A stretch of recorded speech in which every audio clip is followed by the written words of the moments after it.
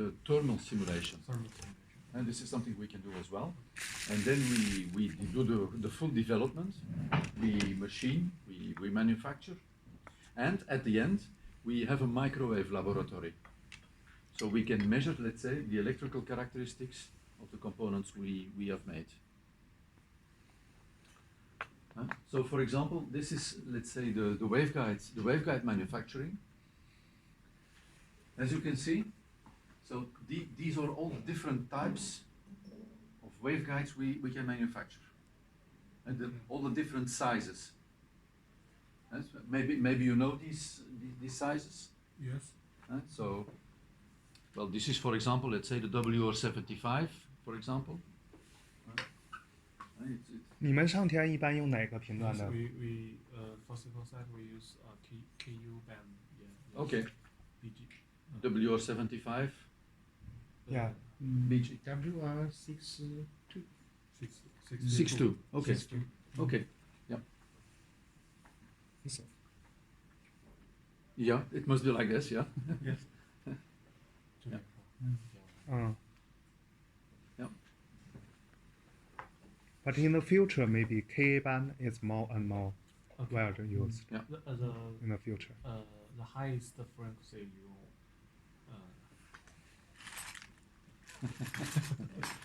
Small one.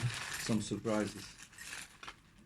For the very high frequencies, we manufacture WR19, 15, 12, WR10. And so these are, let's say, the examples.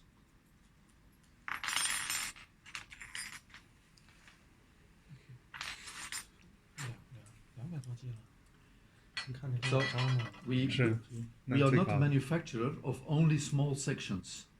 We like to manufacture waveguides with multiple bands. And there are other suppliers who only make, let's say, small straight sections, or just a bend of 90 degrees or 45 degrees.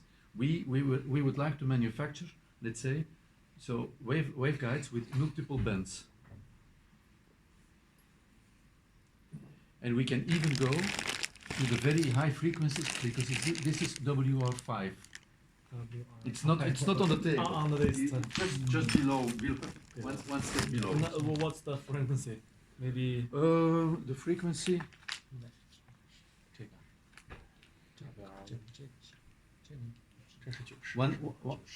140 till 220. 140 Yeah. to 220. 我们那个产品目录最后一页有那个波导的那个频率，你直接可以看一下那个。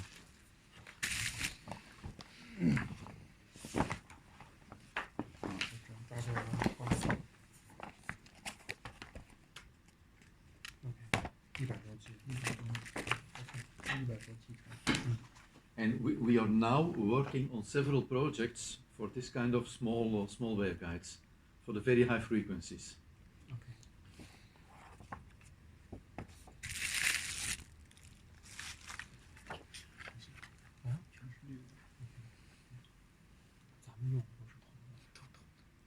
Okay. For this time we use the waveguide. The waveguide are all made of copper. Okay. Now. Yeah. Fast. And for what reason copper? I don't know, but I think we maybe the manufacturing method limitation. Yeah.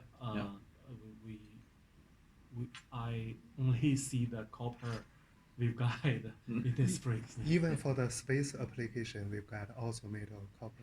Yeah. Oh. Yeah. Yes. That's very heavy. Yes, it's very heavy.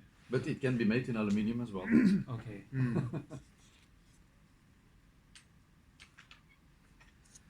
So, for example, as we said, we can machine all our bands. Yes. So, and then of course we can have all kind of flanges where we adapt for the flanges. We adapt to the customer, of course. And as I said, we can have all angles possible with all different radiuses. So this is what you tell us how to manufacture it, and then we machine according to your drawings. Okay. What is important, I think, and especially for this kind of waveguides, the standard thickness for the WR75 and 90 is 1.2 millimeter. And we can do, let's say, 0.6. Yeah. And also for the WR62 to 28, the normal wall thickness is 1 millimeter, where we can go to 0.5. So all these waveguides here, these waveguides and that one, they are manufactured with a wall thickness of 0.5, which gives you a weight, a gain of weight as well. Okay. Then we can have the big waveguides in WR229, so the BG40. From time to time you have big waveguides, and we can manufacture them in half a height or a quarter height. You know that difference? I will show you.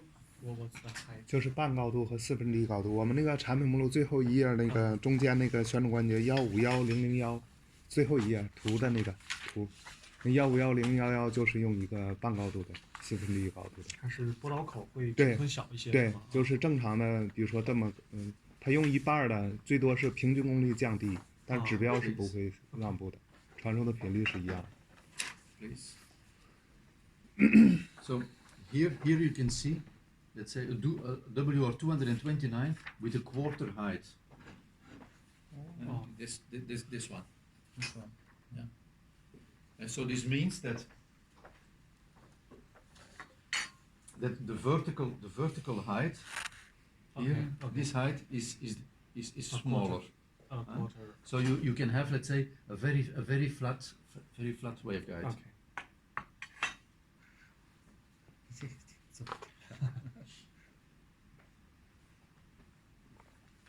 Our waveguide routers also use quarter waveguide. Yeah. Okay. Then, of course, we can integrate flexible parts and twists. This is what you can see on the pictures as well. And so here we can say we can have we can integrate a flexible. Okay. And this is what you can see on the images as well. And so if you need waveguides, let's say for where there is a thermal expansion, Okay. we can integrate the twists, and we can also make the twists here. Yes. Twist, and we can even integrate, let's say, a support stand. Okay. Support stand. 一个支撑。 To fix the waveguide to the satellite, Okay. we can brace that support onto the waveguide. Okay. Before the flexible part not allowed used in space in China. Why? Why? Because no one use it first. Yeah. Okay. Because we use, let's say, this flexible part, Yes. we use it, and it's a copper beryllium, where there is no outgassing. No outgassing. Yeah. Okay. No leakage, right? No leakage. There is no leakage, of course. But the material, you can use brass, but brass is a little bit gives some outgassing. So this means once it is in space, Yes. Outgassing 可以。它就是不会释放一些气体。Okay. It not produce some gas in No, the space. no, Okay. no. This. 那铝的会吗？ and for 应 that 该也不会。应该也不会。Okay.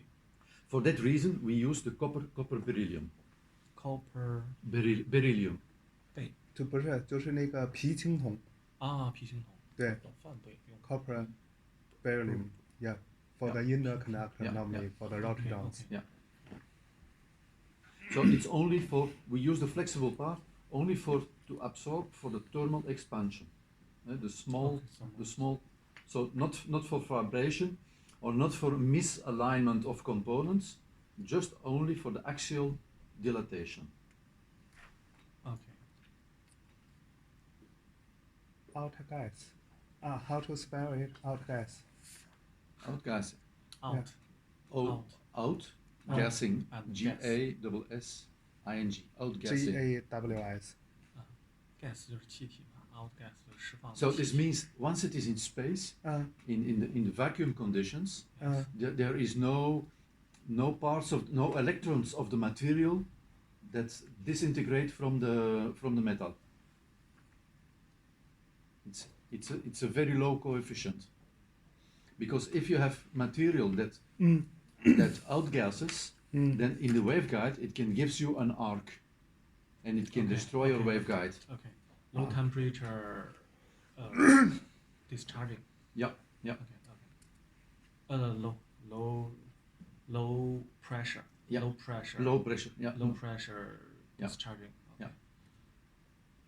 它就是说，如果你这个材料如果有气体挥发出来的话，它会有这个低气压放电，就是会有电弧，arch。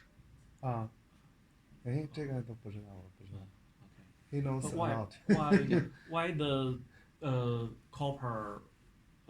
Why this materials? Material? Why metal can outgassing? Because of the vacuum conditions.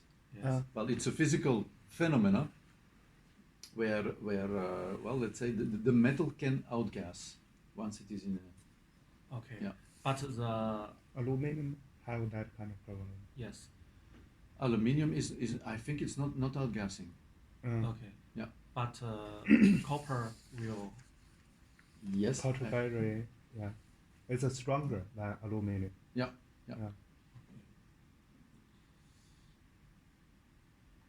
So for that reason, all our waveguides we manufacture, let's say for Thales Alenia Space and for Airbus, they always use, let's say, these copper beryllium flexible parts. Okay. Yeah.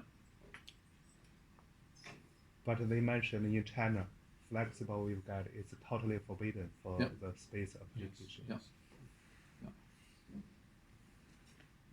But if you can try to convince them. Yeah. Yes. Because we see in the civil site that the swim, swim. Yes. Swim use many flexible waveguide. So I ask, with Chen Wei, we talk where the waveguide manufacturer. we are interested with the flex. Yes. I think. Okay. Swiss 是 know why? 什么卫星啊？ Swim. The civil site, the French payload. Yeah. Named Swim. You do swim with CNES? Yes. Yeah. Well, we made waveguides with that flexible parts for CNES. Okay. Yeah. We see on the satellite there are some waveguide coupler. Coupler was provided by Cobham. Yeah. So we think also the waveguide was provided by Cobham because there's it's no. possible. Well, we don't know how many waveguides are in the satellite. Okay. But we made some of them. Okay. Yeah. Okay. Yeah. Maybe not all. Yes. It's possible. Yes. Yeah. Now in the future, we report the flexible parts to the customer. In the future, we can use this in the satellite. Yeah. 现在也开口了，可以用，可以用。So 打扰一下，504所那边你们有什么那个比较熟悉的人？我们觉得你觉得我们应该去拜访吗？我们和他们实际上是竞争关系。你不从504所买天线吗？对，那个是没有办法合作的就是没办法的上面压下来，我们两家必须合作。对就是这种关系。实际上我们理论上是504的体量很大，我觉得你可以直接给他们的采购联系啊，我觉得那个体量太大了。我们其实对他们的这个供应啊、采购，我们也根本联系不上。OK。其实你们去找他们可能是。I'm asking them whom should I visit for 504th Institute. They told me They are the main competitors for that. Okay. Okay. In Xi'an. No.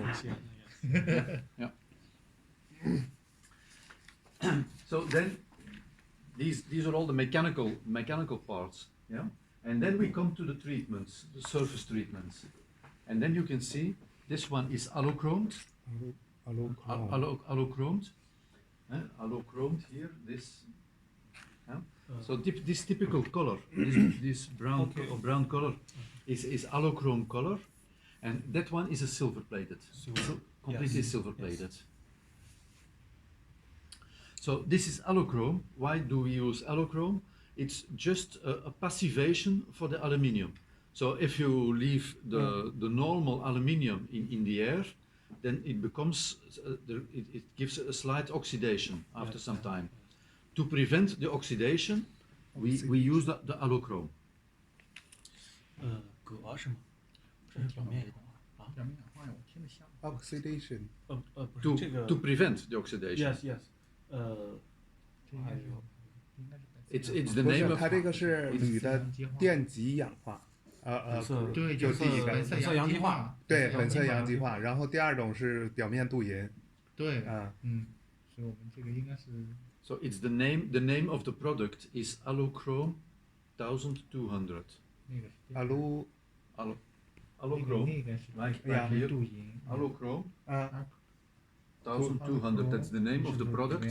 1200. Yeah. 1200. That's the name of the product. Okay. And it gives a passivation of the aluminium. So then after the allochrome treatment, you cannot have corrosion anymore. OK. 就是那个侵蚀是对吧？氧化铝铝的氧化是吧？Allochrome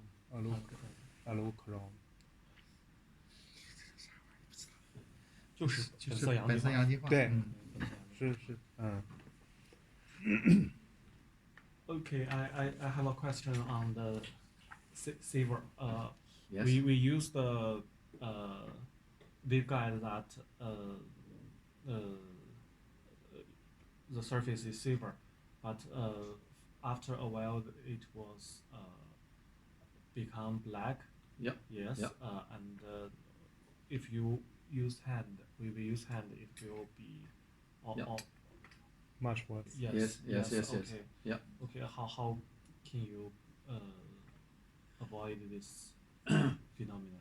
In fact, well, it comes. We use, let's say, how should I say, with guns, with gloves. We use gloves. Yes. Yeah. So yes, all the gloves. people working on silver-plated waveguides use gloves. Yeah. Oh, yeah. Okay. Yeah. And then over the time, well, the time between, let's say, is limited from manufacturing to integration. Okay. So in general, there is no problem. And when you use gloves, then you limit, let's say, the time it gets black. Yeah. Yes. Yeah. Okay. So there is still problem for your product to. Well, we do not use silver plating when it is not necessary. Okay. Normally, we use the allochrome, but in certain cases, some waveguides need better electrical characteristics. Yes. And therefore, we use then the silver plating. Then the customer specifies this guide has to be silver plated. Okay. Yeah. Yeah. And why don't you use the gold? Gold plated. Gold. Because, well, it's more expensive. Okay. It's more expensive. Oh, okay. In fact, what we do for the silver plating is that on the aluminium we start to put a nickel layer. In the process to prepare, to prepare for silver plating, we start to put a nickel underlayer, and then we do a gold flash, a small layer of very thin layer of gold, and then we do the silver plating, and then this gives the maximum adherence for the silver onto the aluminium. This is let's say 因为铝上面是先镀镍，然后再镀点金，再镀银，它是这么镀的。镀金的话是不能直接镀，对。对，因为铝上直接镀不了银的。对啊。镀镍镉合金应该是。对，它只是说镍，铬是怎么说？不知道。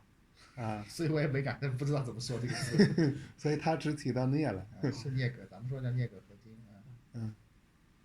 And then of course we can have the black painted, and as you can see on the these are all black painted, and on the pictures you can see the white painted, the white painting for the antenna waveguides when they go to the exterior of the satellite, and all the black ones are the internal inside waveguides. Yes.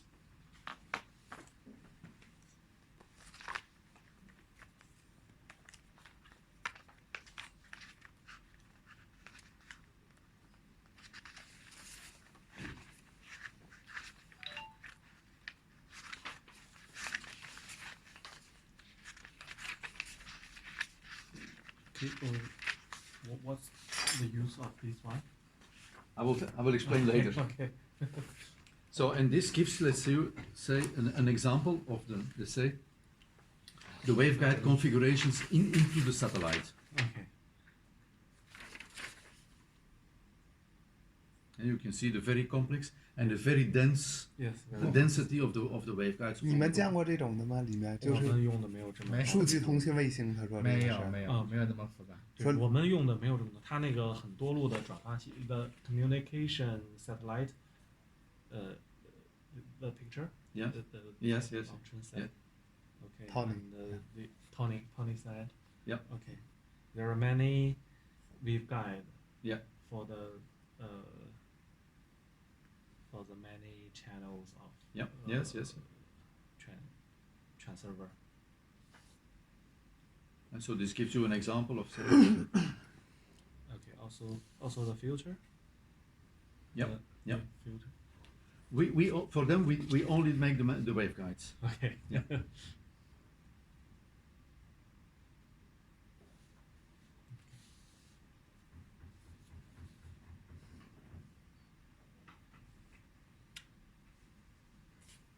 这个卡子我看那个是不是也是？Okay, this the waveguide. Yes, this one is the ranking or support. Yes. Yeah, these are the supports. Yes. Yes.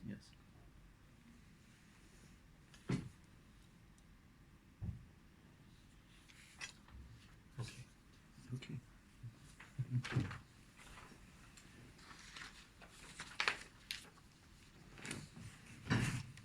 And as you can see, well, we did more than 25,000 waveguides over the last 15 years. Because for us, almost every waveguide is different.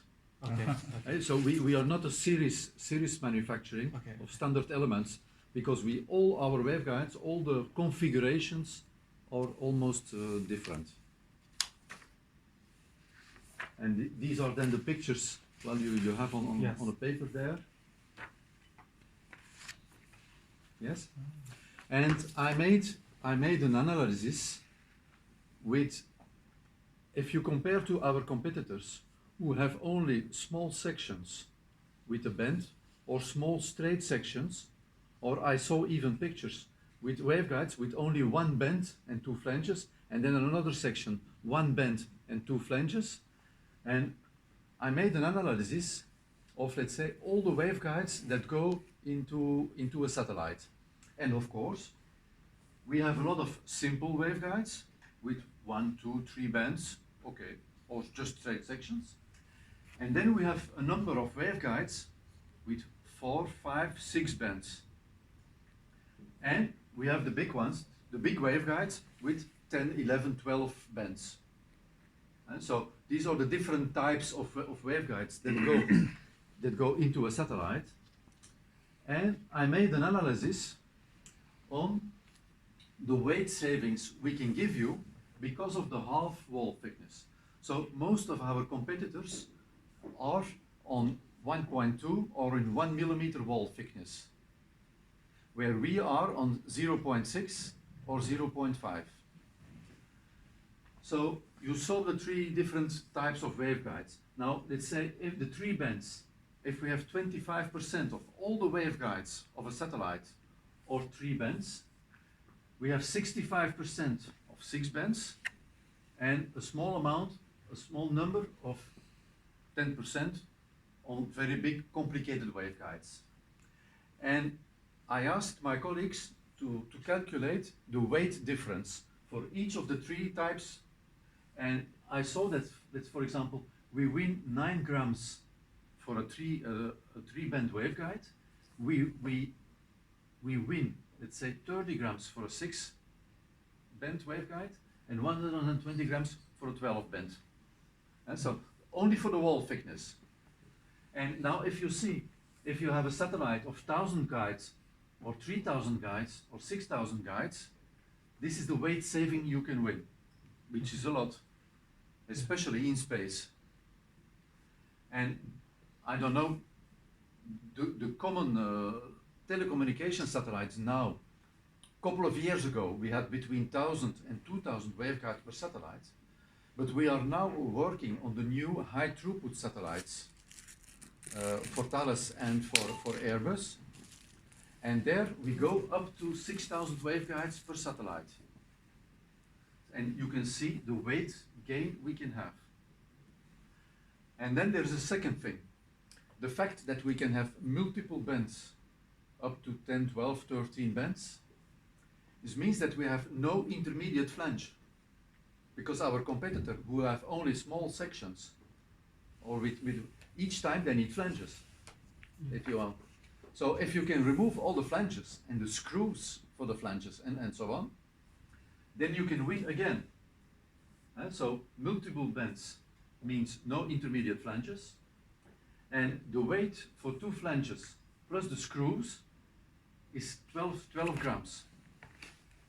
Now if you have, let's say, a waveguide of 5 bands, then you can remove 4 times the intermediate flanges. So you can win 48 grams per waveguide. So this means for the different quantities, you can again win this weight. So if you say for 3,000 waveguides, 150 plus 100, it's 250 kilograms you can win. And if you calculate this multiplied by 5 to 10,000 euro per kilogram in space for launch, it's a huge saving. And so that's, let's say, the main advantages of the way we manufacture our waveguides. So it's a reduced wall thickness and the multiple bands without intermediate flanges. So this gives for us, let's say, the big advantages over our competitors. So this calculation is based on KU band, right?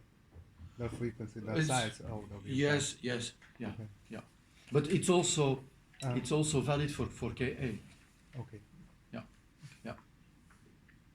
And so these are let's say the important advantages of our waveguide manufacturing. 所以它这个就是算了一下，上面是因为壁厚造成的。比如说，假如一个卫星上数据通信卫星用3000个波导器件，可以省100公斤，因为壁厚的原因，因为法兰的原因又省掉144公斤，那就是一共省掉244公斤。那其实这个要是按10万块钱1公斤，那其实这个还是很可观的数字。你像2000多万人民币可以省下来，对吧？ So this is our heritage. So AML worked on all this kind of telecommunication satellites.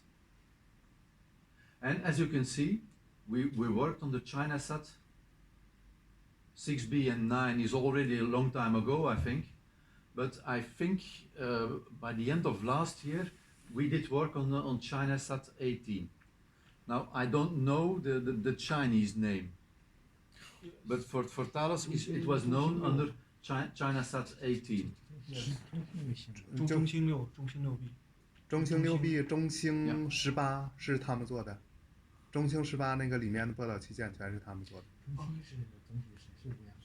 是是谁用的501吧，应该是501，但是载荷是谁做的？是不是504做的？OK，the custom you provide. I think for ChinaSat 18, it was Thales Alenia Space. 泰雷斯做的， Oh, 然后 okay. 他们卖给泰雷斯， And 泰雷 they 斯 they 再卖 made 给中国。 they made the payload. OK OK. Yeah. OK maybe 501就是501。啊，中心卫星事业部。同 And I 时 think 是 CAST integrated the Thales payload 501 into 在 the 哪 satellite. Cast 航天城就在那他们会管那些总体的一些设计思路吗？比如说我这要如用果是载荷层面的这种，他就不管了。他就不管了。它肢体总体要求就像 Swim 一样的，就像Swim 一样的，就是你来装在我这儿就行了，我就不会具体到波导或者组件。OK。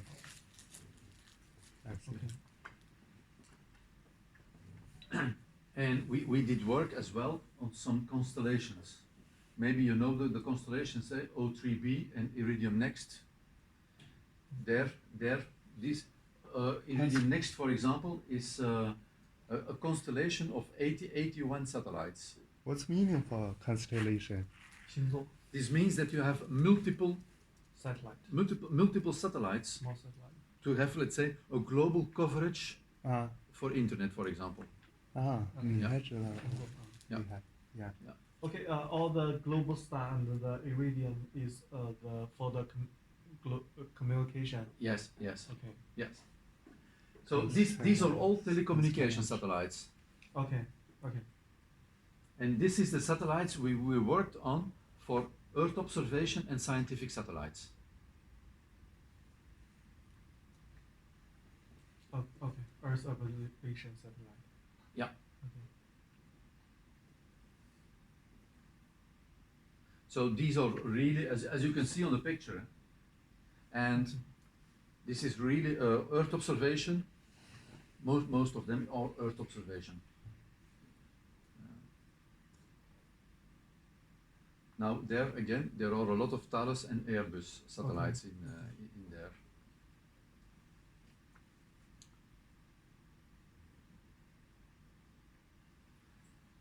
Any questions on the waveguides? Yes, I have some questions. Yes.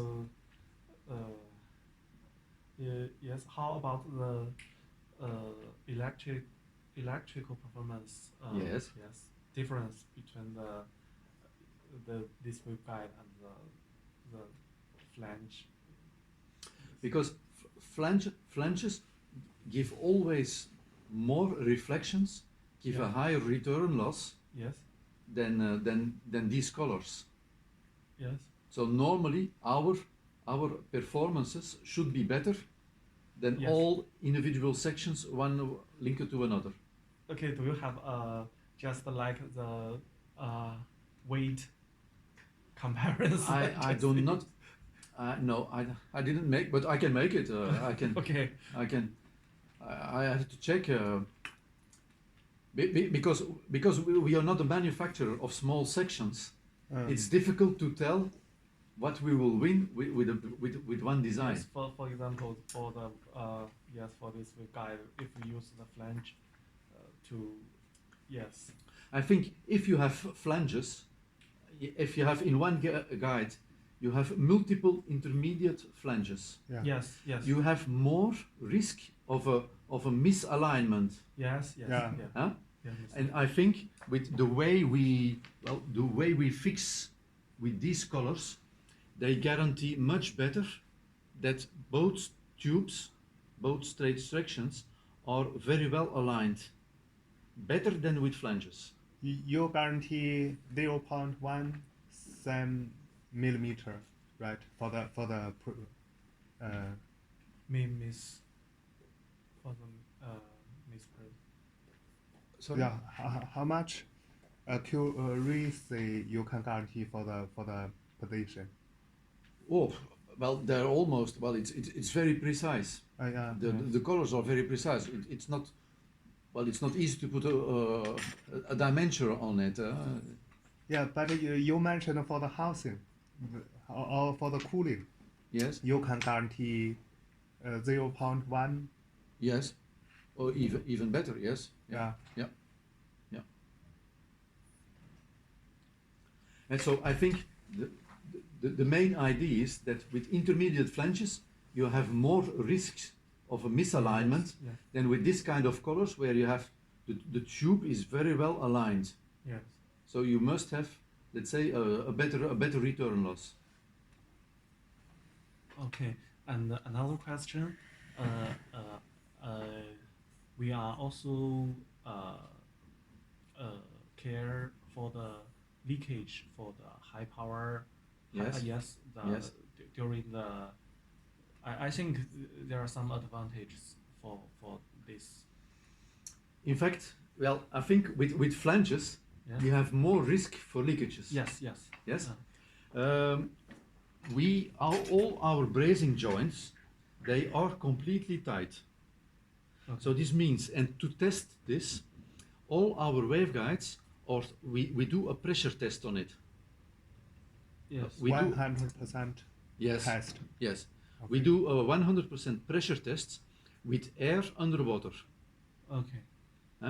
To test to see if all our bracing joints are very well or good braced.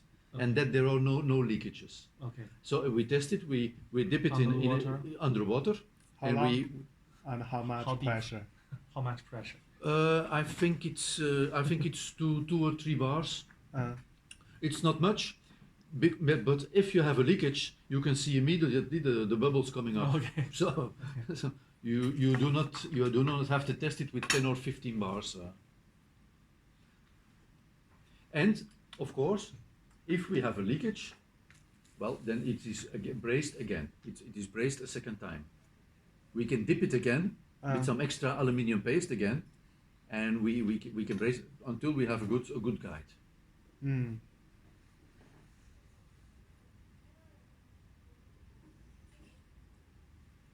哎，像这些黑漆的上天可以吗？黑漆可以，就是黑漆或者是镀银反而不行。那应该铝的那个电极氧化的会更好一些吧？太快。镀银就是因为504说他们都用的都是镀银，可以用镀银，我们最后就用的镀金的。啊，镀银的氧化太快。哎，那我们也是镀金的，是吧？中华的镀金的，铝镀金的是吧？你们那是你们自己设计，谁帮做的呢？206。西安206吗？西安206所做这些东西啊？206做。他给你们做的波导？对，他们加工的。我们这儿波导都是他们做的。Every flange has a wetting hole. Yes. Every flange has one. Yes. 什么 ？Wetting hole. Yeah. 放气孔。And for us, it's the easiest way to manufacture the venting hole, as you can see here. Okay. Here. 放气孔。Here and here. 你上新的话真空嘛，你要气的话它会爆掉。You can see the venting hole. venting hole. Oh, it's a small detail. Yeah, because the satellite is assembled on ground. There is air all over in the waveguide. Now, once it goes up into space, well, the air need to go outside. Need to go out. Yes.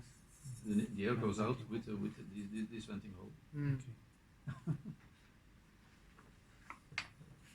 放气孔是 venting hole 是吧 ？venting hole。venting even here you can see it. VENT 吧，好像是。VENT， 好像是大概是 VENT ING venting. venting。venting hole。No. And this is specified as you want, the diameter or whatever. Okay, I noticed why there are some in the flange. You know the pimp flange, but for the passive intermodulation. 这是啥？这法为啥做成这样？定位的吧，对消的。定位的。This is to limit also the leakages. Okay. Yes. Yeah. It's called a pimp. PYMP. Pimp flange. How to spell? PYMP. MB. And it stands for passive intermodulation. The last P I don't know anymore. But it is to limit, let's say, the leakages that can exist when you have two flanges. Okay. Okay. Do you have a parameter or the leakage? The No. isolation. I think the normal flange and this one. Do you have a? No, but I can ask my colleagues. Okay. I don't know. I don't have the value in mind. Oh, okay. Okay. But I can ask my colleagues. Okay. Yes.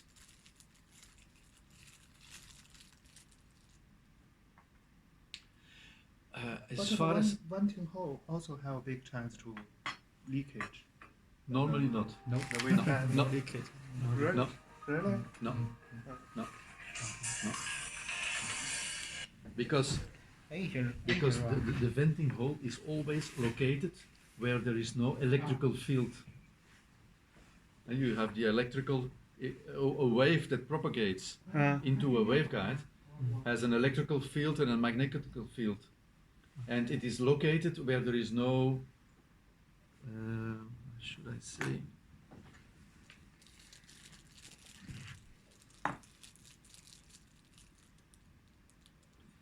Yeah, that's quite difficult to explain, but it's not for nothing that the venting hole is on this side, Yes.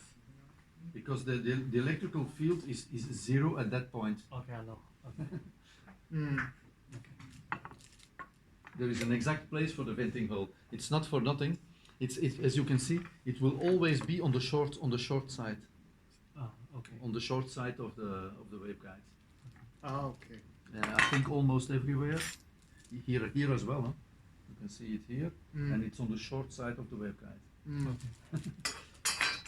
I will try to understand. Sorry? I will try to understand. Try to remember.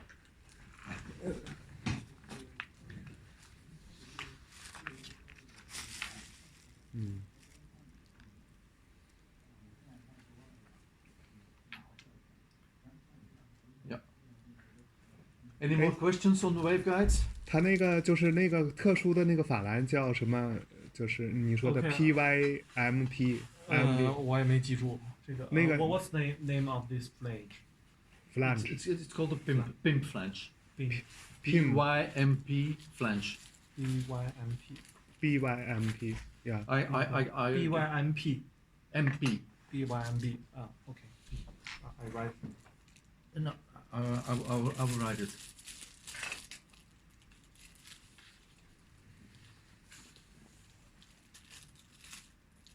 So it's PYMP, and this stands for passive. Passive. Okay. Passive. Intermodulation.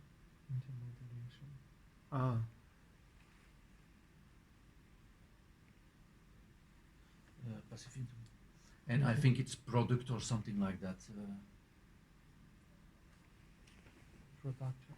Product. To say it's a parameter. To call it a parameter. Okay. But I can eventually send, let's say, an article on that, or a technical article. And so passive intermodulation product. But this is something you can find on the internet. Okay. There is not.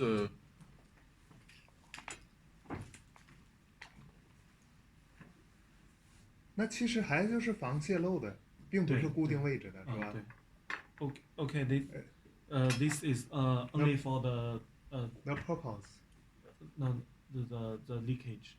Yes. To enhance to isolation. To limit the leakages. Yes. Yeah. Yes. To limit the leakage rather than for the position. Yeah. Okay. Yeah. But why the other side don't have this? Because it is very well possible that it is very well possible that some waveguides have two venting holes, some waveguide only one, but this means that the next waveguide here will have its venting hole just next to it. Well, it is just a question of how the customer, because the customer, the satellite integrator, when they develop, let's say, a waveguide routing, then they place some venting holes, and they do a simulation, a venting analysis to see if the air can come out within, what is it, 1 day, 2 days, 3 days. Okay. If it takes too long, if the routing is too complicated with a lot of bends and so on, then and it takes too long to vent, then they put more holes. That's the only reason. Okay. So from time to time we have 2 holes, from time to time we have only 1. Okay.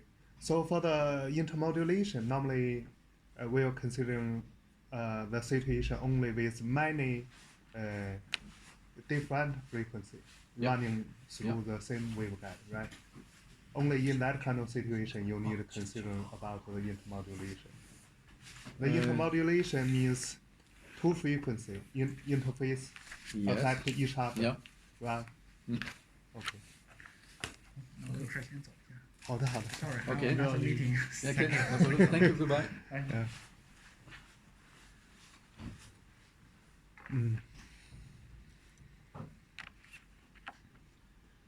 So, any more questions on the waveguides? Okay. Okay. This question. This one? Yes. Okay. Yes. Maybe we can go. Yes. Go on. So we are making a lot of components for radar systems as well. Okay. Again, all kind of dividers, combiners, filters. We make like rotary joints, all kind of equipment for radar systems. Okay. And then we have, let's say, chassis manufacturing. You call it housing or enclosure. Okay. Huh? Oh, okay. Okay. So what is it in fact? This is, for example, a housing we manufacture for the Eurofighter Typhoon. Okay. 台风战机是吧？对。Yeah. Okay. And you can find this chassis here. Chassis housing. This housing. Chassis 是法语。No. This housing you can find it here. Okay. And this housing contains all the electronic cards. Yeah. To manage the turbo reactor. Okay? Okay. Now all these electronic cards, they dissipate heat. That heat has to be evacuated. Okay. How can it be evacuated? It is evacuated by a housing that is liquid cooled. Okay. So around the chassis, and I have a better picture. No chassis. No That's chassis. housing. I have a better picture. Okay. Here you can see. Okay, this is the cooling system. And this is a cooling circuit. Yes. And it is more or less like a waveguide that we braced. To give you an example, it's like a waveguide we braced all along the housing. Yes. So we have the inlet here. Oh no, it's the outlet, I think. This is the inlet. Yes. And then, well, the inlet goes to the other side. And then we have the cooling serpentine all around. And then we go to the other side. And we cool the other way as well. The other side of the housing. Okay. Also. And what is special to this cooling is that the liquid for cooling is the fuel, the kerosene, who goes to the turbo reactor. Okay. Also the tubes for the fuel. Yeah. So at the same time, the fuel, the kerosene is preheated. Preheated, yes. And the electronics is cooled. Okay. So it's the electronics that preheat the kerosene. Okay. Thermal a heat exchanger. Yes. More or less. Yeah. Okay. Yeah. And this is something we can very well do with salt bath bracing, this housing. Okay. Because, well, the question you can ask, how can we manufacture this kind of chassis, this kind of housings, with traditional machining? It's not possible. Okay. Because it's a hollow tube all around the housing. Okay. So how can you manufacture it? From a casted part, you cannot manufacture it neither. So the way we manufactured it is for this housing is 26 primary parts. So we individually machine primary parts. We mechanically, temporarily build them together. And then wherever we have joints, we put some aluminium paste. And then we dip everything in the salt bath, in the liquid salt. And the aluminium paste, well, flows into the brazing joints by capillarity. And we become, let's say, one housing with completely tight, a tight cooling circuit.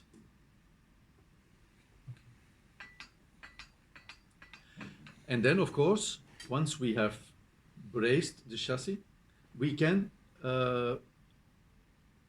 we do pressure tests. Okay.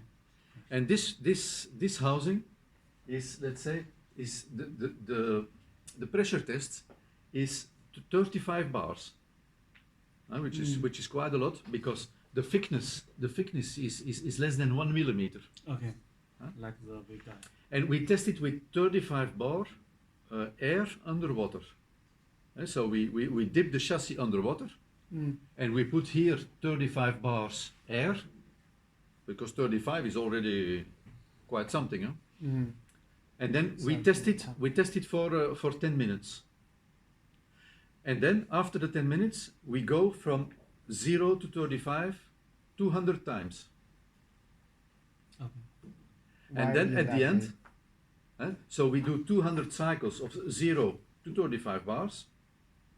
And then at the end, again 10 minutes, a continuous pressure of 10 minutes.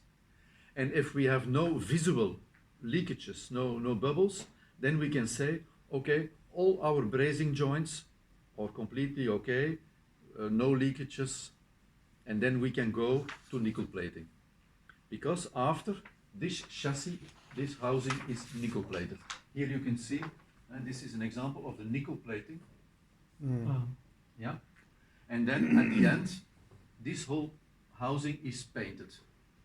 It's painted with an indestructible paint. So this is the, let's say, the big advantage of salt bath brazing is that we can have, let's say, a very complex housing or a complex enclosure, which you cannot machine or manufacture otherwise. And with salt bath brazing the parts together, it becomes possible. What's the purpose for you to repeat from 0 to 35 bars? It is repeated 200 times because it's some kind of a stress test. But remain 35 bars is okay.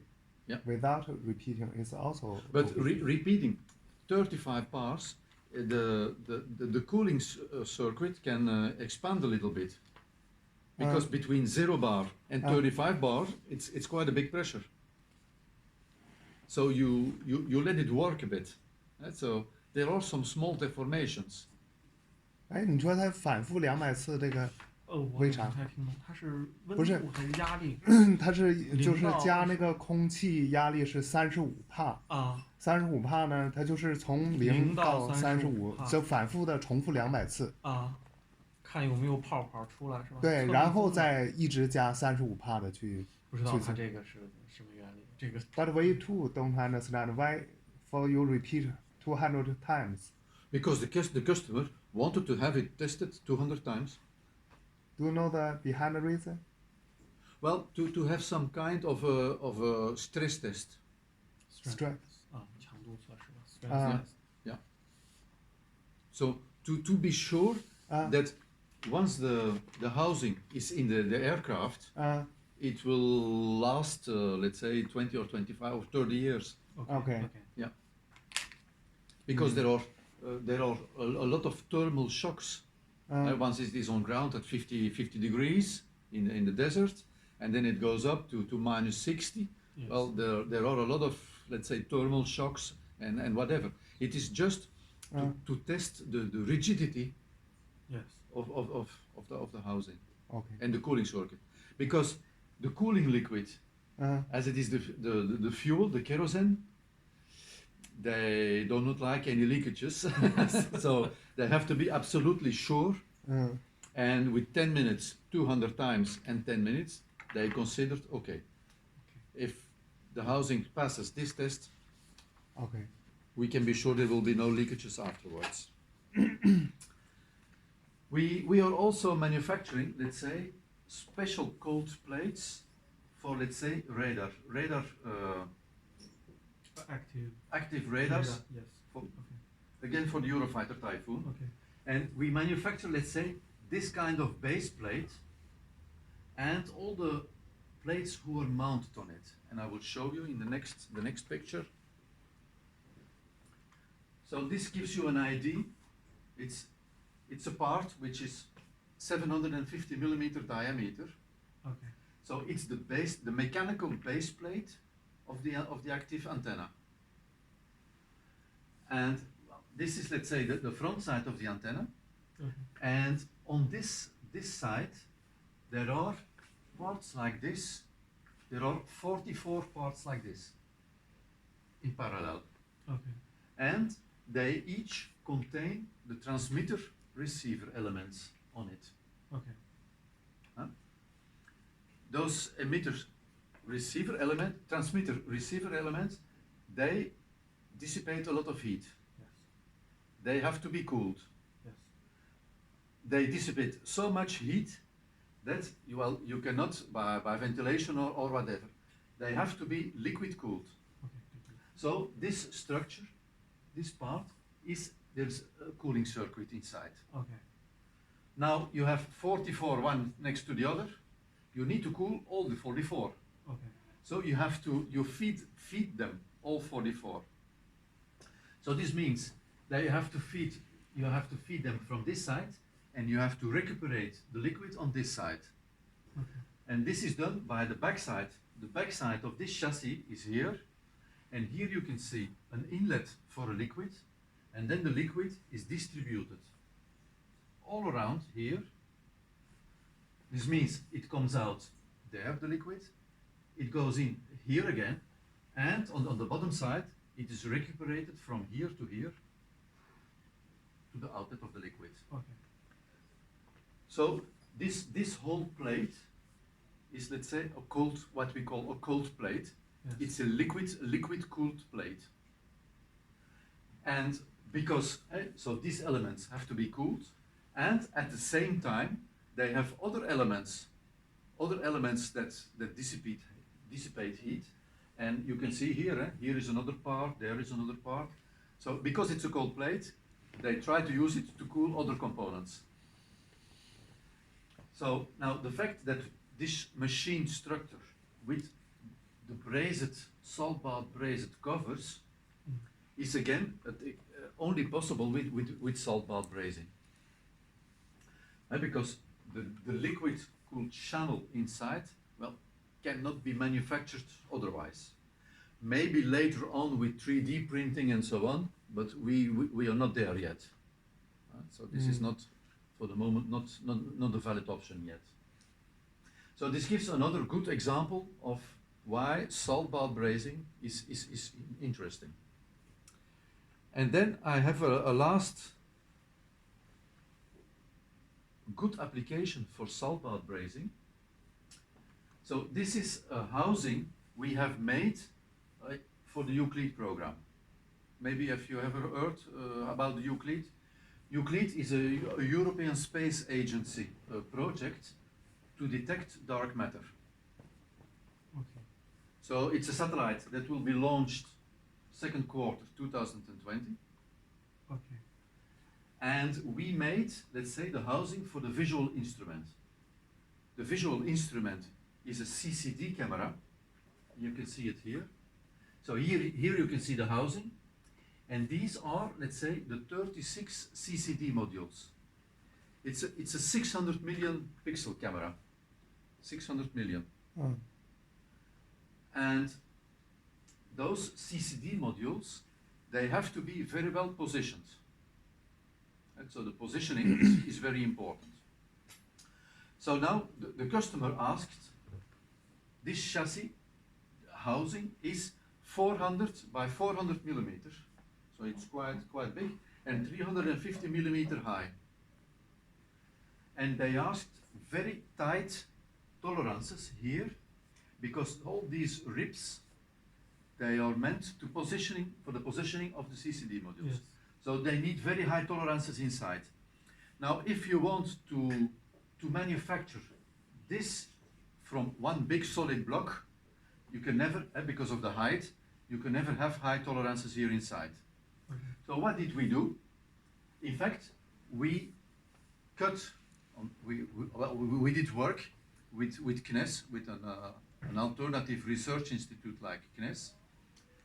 We did cut it in 5 parts, the 4 sides and the bottom plate.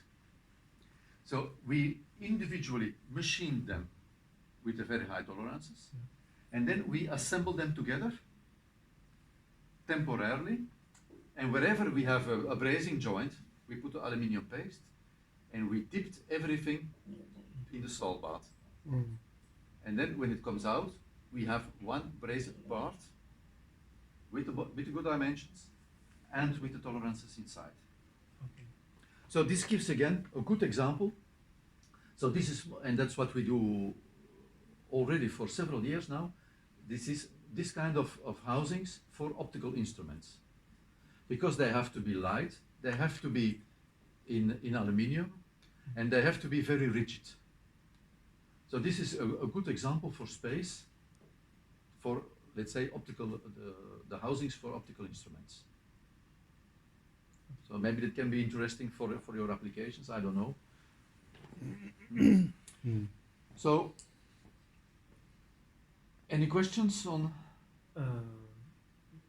No, we can go on. Any? Do not.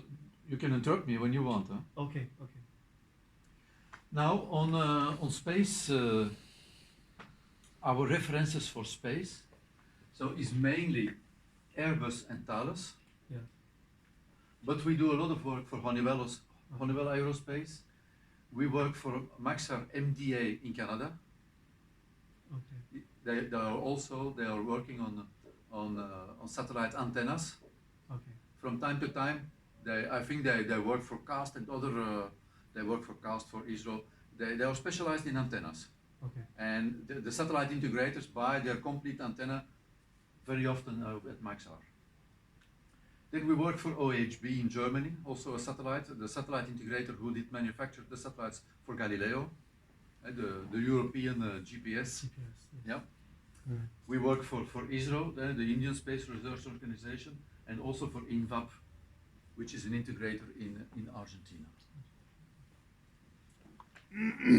And of course, our, let's say, the major customers we have is, of course, we do a lot of work for Thales, because we are a French-based company, and we have a lot of components we manufacture, let's say, for all the electronics defense industry companies. Okay. So a lot of work for Thales, a lot of work for Airbus. We do a lot of work also for MBDA. MBDA is the European missile manufacturer. All kind of microwave components for the missile, for the seeker units in the missiles. Also big housings for MBDA. We manufacture big housings also. That's an example of the Salbat again. The housings 600 by 600 millimeter. Now you can start machining from one big block, but maybe you are machining 2 or 3 days. We machine the 4 sides, the bottom plate, and we brace everything together. Okay. And we normally have, let's say, a housing which is less expensive than machining from a big block. Well, we work for Indra in Spain, for ELTE in Israel. Well, we have, let's say, customers all over the world. Not yet so many in Asia, but we are working on that. Voilà.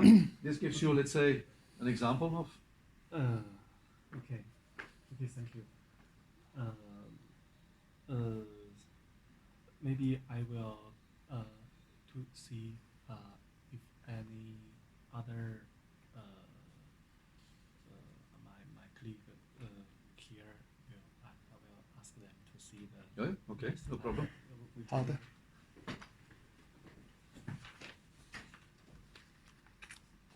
You see, we normally have a lot of meeting for another guy. Somebody just call him. You need to come here, attend another meeting. Then he has to go. Yeah. And for the structure one, which we tried to call him to let him come, but he, for what? For the construction. Oh yeah. Oh yeah. Construction. He was in another place, not available here. They are what, a competitor of Cast? Yeah, they are competitors. But for the last antenna, since our government for them, you have to buy from 504. Yeah. So they bought. Hello. Hi, 你好。怎么称呼？徐老师。徐老师啊，谢谢。哎，王春。徐老师是负责什么的？我是做一个星展项目。啊，行，你英语也可以的是吧？我英语不太好。那没事，朱迪可以帮你翻译。朱迪英语相当好。没有，一般。像朱迪这样英语好的，在你们单位里多吧？又懂技术又懂英语的。徐老师是海二，做海二的。海二。海洋2号雷达高度计，像那个刚刚提到。You just mentioned the Sentinel 3， 就那个哨兵3是吗 Sentinel 3, yes. Yes.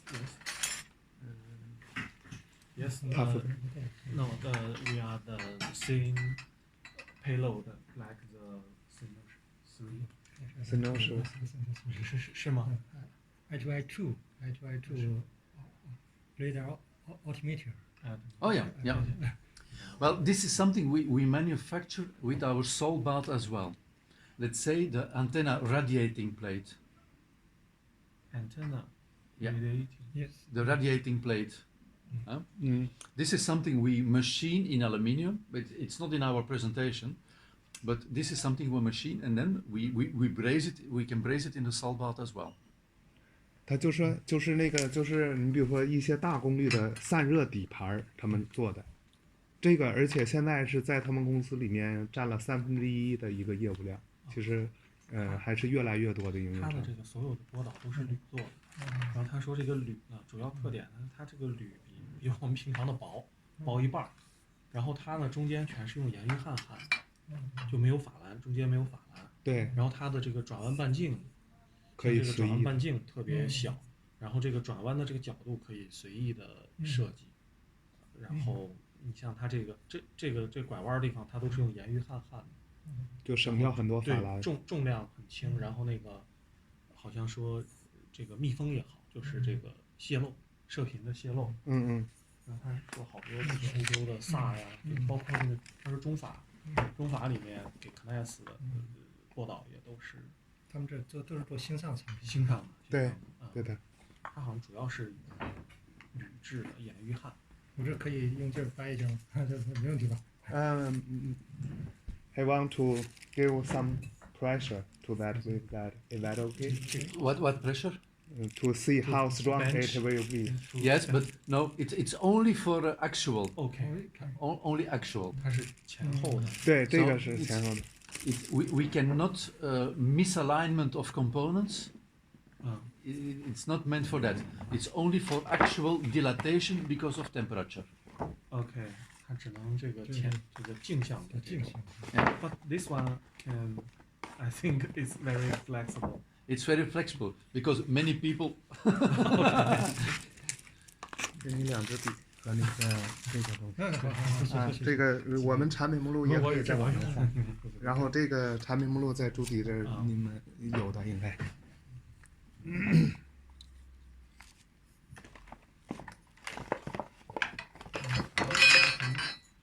No, it's only for actual as well. Yeah.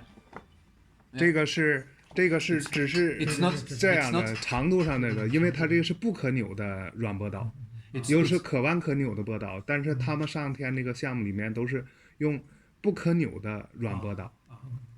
It's not a twist. Okay. It's not a twistable, flexible part. 他们没有这种可以扭的吗？For the space application, no twist. No. Even even for the class, they don't use the twist. No, I don't think so. I see on the swing they have the flexible. Yes. But I don't know it's for X. Because it is tested under vacuum, I think. Well, the ones we made were to test under vacuum. And if you have a twistable flex, it is not completely tight. Yeah.那可弯可扭的波导是一圈一圈的那个铝箔或者铜箔绕上去的，所以它是里面的缝会很大的。Our flexible copper beryllium flexible part is seamless. So this means seamless. So this means that it is completely tight. Yeah. Okay. So there are no leakages. Okay. Once you have a twist, this means that you can have leakages. It's not the construction of the flex. If you want to have it twisted, then you can have leakages. It's not tight, a twist. 那个可弯可扭的软波导，它是用那个铝箔、铜箔一圈一圈绕出来的，所以它那缝隙就太大了，泄露的太大。像这种不可扭的波导，它是直接用，你可以理解成一个铜箔或者铝箔很宽的，给它绕起来，然后这个缝就一个缝是直上直下的。这要扭一下会坏吗？它会坏的，有可能会坏的。So if for this waveguide is if twist, it might be broken. I'm sorry, for this waveguide? For this flexible waveguide, if somebody try to twist it, it might be broken. If you twist it too much, it can break, yes. Yeah. 是。所以像那个就是可扭的软波导都是这么很薄一的溜的小那个铝箔或者铜箔做的，但是不可扭的是很宽的铝箔做出来或者铜箔做出来，所以它是工艺上不一样。现在上天没有可以扭的哈。对，上天的都不能扭，一扭的话那个泄漏就太严重了。因为你可扭的那个缝那块是保证不了的嘛。那你帮我看一下，他们如果遇到这种波导有这种扭的时候，他们该怎么处理？需要扭的时候。For his question is what will you do if for some situation need twisted waveguide or need to be twisted? What will you do in that kind of situation? We will, for a satellite, why do you need a twist?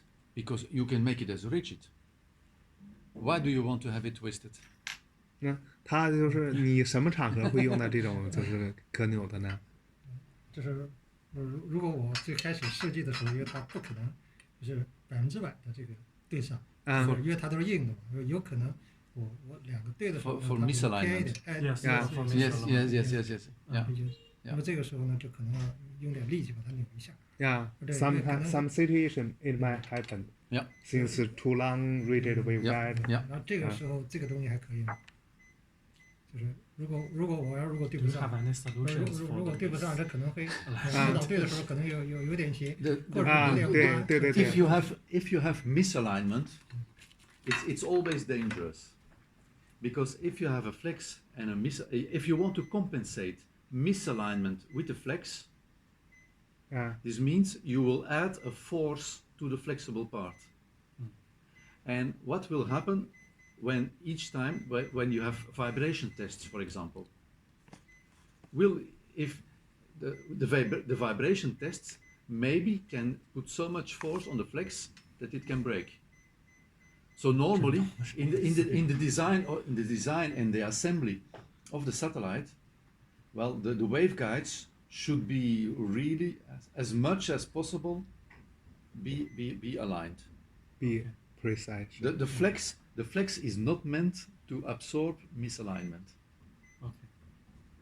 就是说它如果要扭的话，它还会坏，是这个意思。对，还会坏，所以它这个就是可能就有的时候就是国内这个就是做的时候，有时候你还是要考虑这个精细整体的一个精细，让它一定就是尽量能对得上。因为你想，国内的基本上就是连这段软波导都不会集成进去，完全是硬波导的。那其实可能你会更难的嘛。它这一段软波导至少可以从长度上。这个方向上去补偿一下还是可以的，简单的去补偿一下是可以的，但是它还是没办法去这个都是铝的哈，对，铝的轻，要轻很多，而且它这个壁厚可以做到0.5个毫米，国内基本上最薄的我听说就最薄的就做到1毫米，对吧？它这个都镀什么材料？你拿那个是镀银的，那个朱迪拿那个是。就表面氧化的，然后那个黑的喷漆的。他们那个，他们这个法国人都，就是他们一家公司吗？还是有其他公司也在做这个东西？也有别的公司可以做。刚那个，因为我跟陈伟原来看那个中法上面法国人用那个波导啊，还有耦合器啊，除了这个，还有一个叫 Cobham，yes， 啊。你这边跟 Cobham 直接打交道吗？没有。我因为它那个就是它上面打的有商标，所以我们知道，而且我们好像还没有直接地面的东西可能用过一些，就是啊，因为这个你像那个它那个看有些星载耦合器啊上面是有商标的，但是波导上我没有看到，所以我不知道是这家公司的。他们这些公司都是那个卫星多嘛。You have labels on your waveguide components or not? Yes. Printed. We have a printed Kapton label. You know Kapton? It's a kind of a small plastic label, but it's Kapton because Kapton, the material, is not outgassing. Okay. So it's a special label for space. Yes. Okay. Yes. And Judy sold the coupler for the Cobham, but for the waveguide, no labels. Yes, for the waveguides. Yeah, but so he's not the manufacturer. The manufacturer. From you or from Cobham? Yes. Yeah. Not sure. But for the Cobham, all the waveguide components only produced in France, right? For what? For the Cobham? Cobham. Yes. Their waveguide components only produced in France. Or also other. They have a different technique. They use, let's say, the casted bends. So they are limited to bends of 30, 45, 60, 90 degrees. And they buy, in the United States, I think, they buy casted bends. And then they assemble it in waveguides. Okay. And we machine all our bends at AML. Yeah, okay. 它这个就是可以提供你直接来了就是这种形状，还焊好的。像我们这不都是得拿螺钉螺接吗？就是它这个直接就是他们公司主要是做这个东西。对，这是这个贵嘛？这个东西它要卖多少钱？这个是我们代理的，这个是美国的产品，这个是波导开关，这是地面上用的，这是地面用的哈。对，这一个波导开关是那个10G 左右的，8到10G 的，我们大概是卖1万多块钱。人民币啊？对，人民币。然后这些是旋转关节，这上面放的2通道的旋转关节，拿那个，那剩下的是单通道的，然后那还有4通道的。像他们这个波导这个是一般都怎么卖？它波导的这个像这些桌上摆这些，可以说就是大概是在就是不到2万人民币一段，就是一个。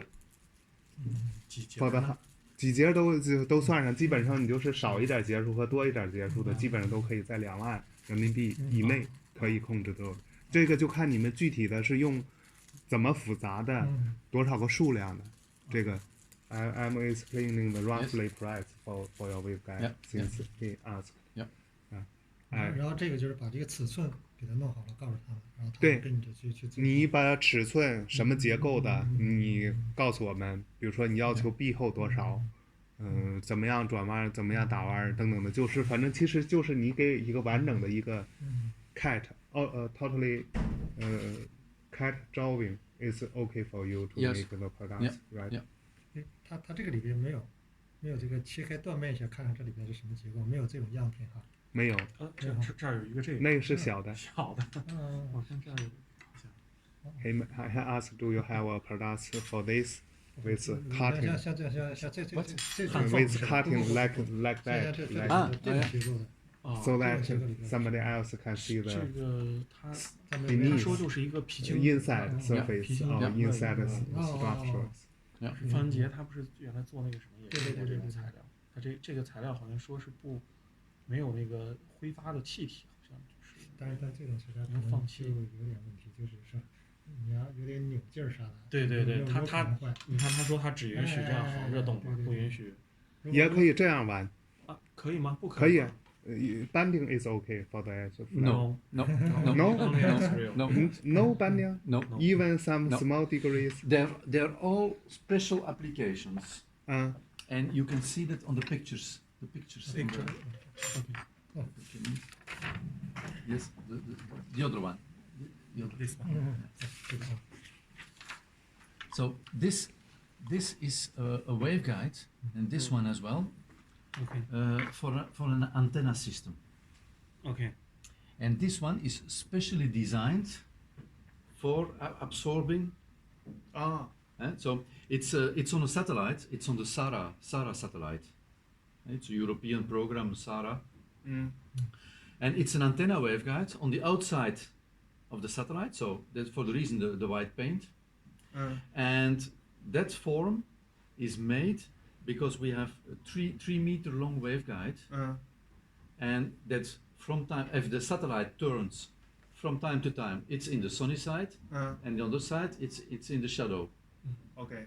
And this waveguide is, let's say, to absorb the dilatation of a 3 meter long waveguide. So this one can absorb, let's say, a little bit deformation, but not too much neither. But before manufacturing this kind of waveguides, well, the integrator has to test a lot of thermal tests to see if it keeps all the cycles once it is in space. 像刚才您提到，就是有的时候对位对不上，需要一个小空间的，可以考虑这种的。这种它就是做成欧米伽状的。对，这个也是他们公司做的。也是他们公司做的。这种可以扭一扭的是吧？这种也是这么扭，可以这么扭，对，稍稍这样扭，但是也不是太大，可以小范围的去扭。它这种可以吸收这个3米长的波导的这个温度带来的这个尺寸上的一些变化，对。But no twisting. No twisting. No twisting. No. No twisting, but a small bending. A small bending, yes. Oh, it's okay. Yeah. 这个我们的这个所有的是不是5院的还没有用这种可调的这种？好像还没有。他们用过，我听说用过，但是他们用的就可以扭的。上天的可以扭的。是哪儿的？对的，我听说他们也是那个和那个是法国吧，具体的我没有用过，就是他们跟那的买的就是可以扭可以拉，但是他们不提供这个宇航的这方面的一些保障，一些自保，但是像他们肯定要是提供这个航天的一些自保啊，就是保障嘛，是他给的是应该叫航天产品，就是 FM 是吧？对吧？他说你这是航天产品对吧？他们 FM 是什么缩写？就是 flight model， 对，飞行舰飞行舰，对。然后呢，但是他们给的呢也是好像是保护的，那就是其实这种波导也有，地面也有，就是它能够弯的。对，实际上用，但是你像他，我感觉是讨论他可能听不清楚这，你像这种，我感觉如果要扭一扭，他可能还不一定有他皮实，是吧？有可能，对吧？因为你看它这种机构，如果我要扭一下的话，可能如果要是这样我扭一下，可能它先坏，它后坏，有可能是这种情况。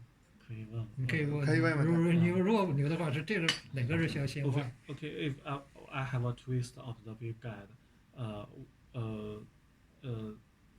which is the worst, the most weakness point? This one or this one? The twist, huh?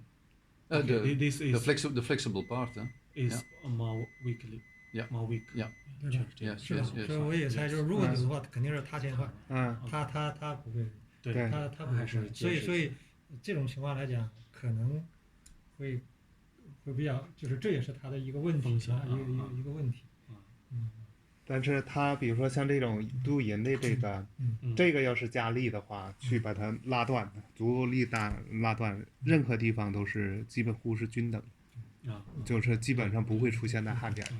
对，一般像它这个可能就拉伸，一般现在拉伸有很多，你像比方说你可以做垫片做一点垫片什么的，就可以解决这个拉伸的这个问题。对，但是扭就没办法。其实就是咱们自己讨论，实际现在很多波导就是你像我们国内生产的这个，比方说刚才提的几个毫米这种波导，就1个毫米厚的波导哈，你要说做铜的做的都可以扭的，因为我们就异形的很多是扭出来的，所以也没事儿，我们都做过那个这一些实验，你咔一扭一下，它变了形了，但是不会坏，就它弹性反倒还到有一定的弹性，所以就是硬波导扭了呀，就是你用那个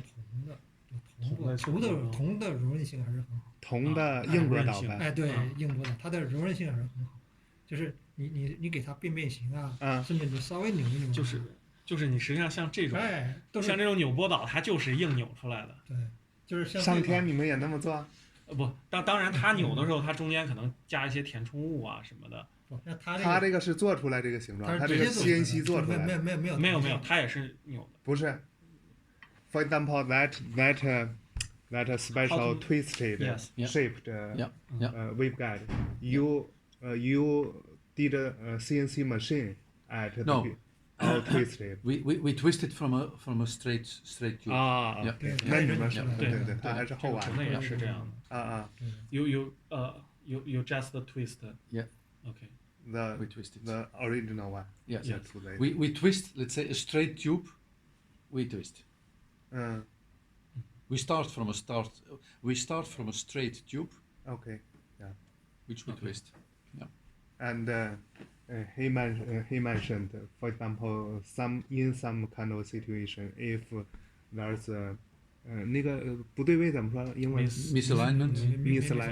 Yeah. They will twist or bending the copper waveguide, rigid waveguide to do that way. It still works. This is something that can be done at the end.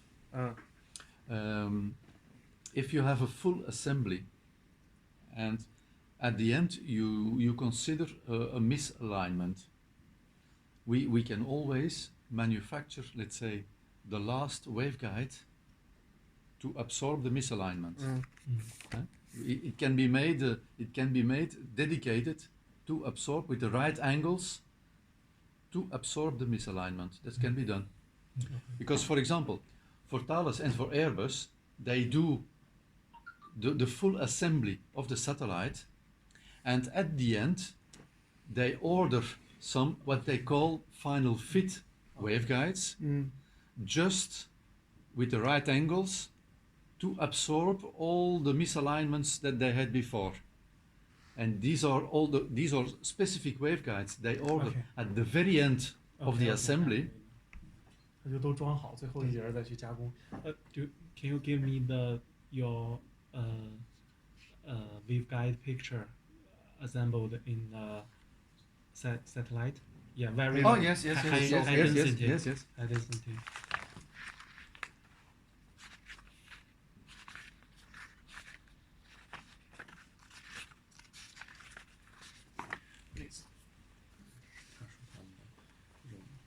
密度比较高的这种，然后他们这个波导支架，我在中法上看他们也都是这样，这种支架，就特别省地方，比我们做的。对。它这个密度高，它这个可能比较好处就是它可以做的很轻巧，而且形状特别就是可以自定义，是吧？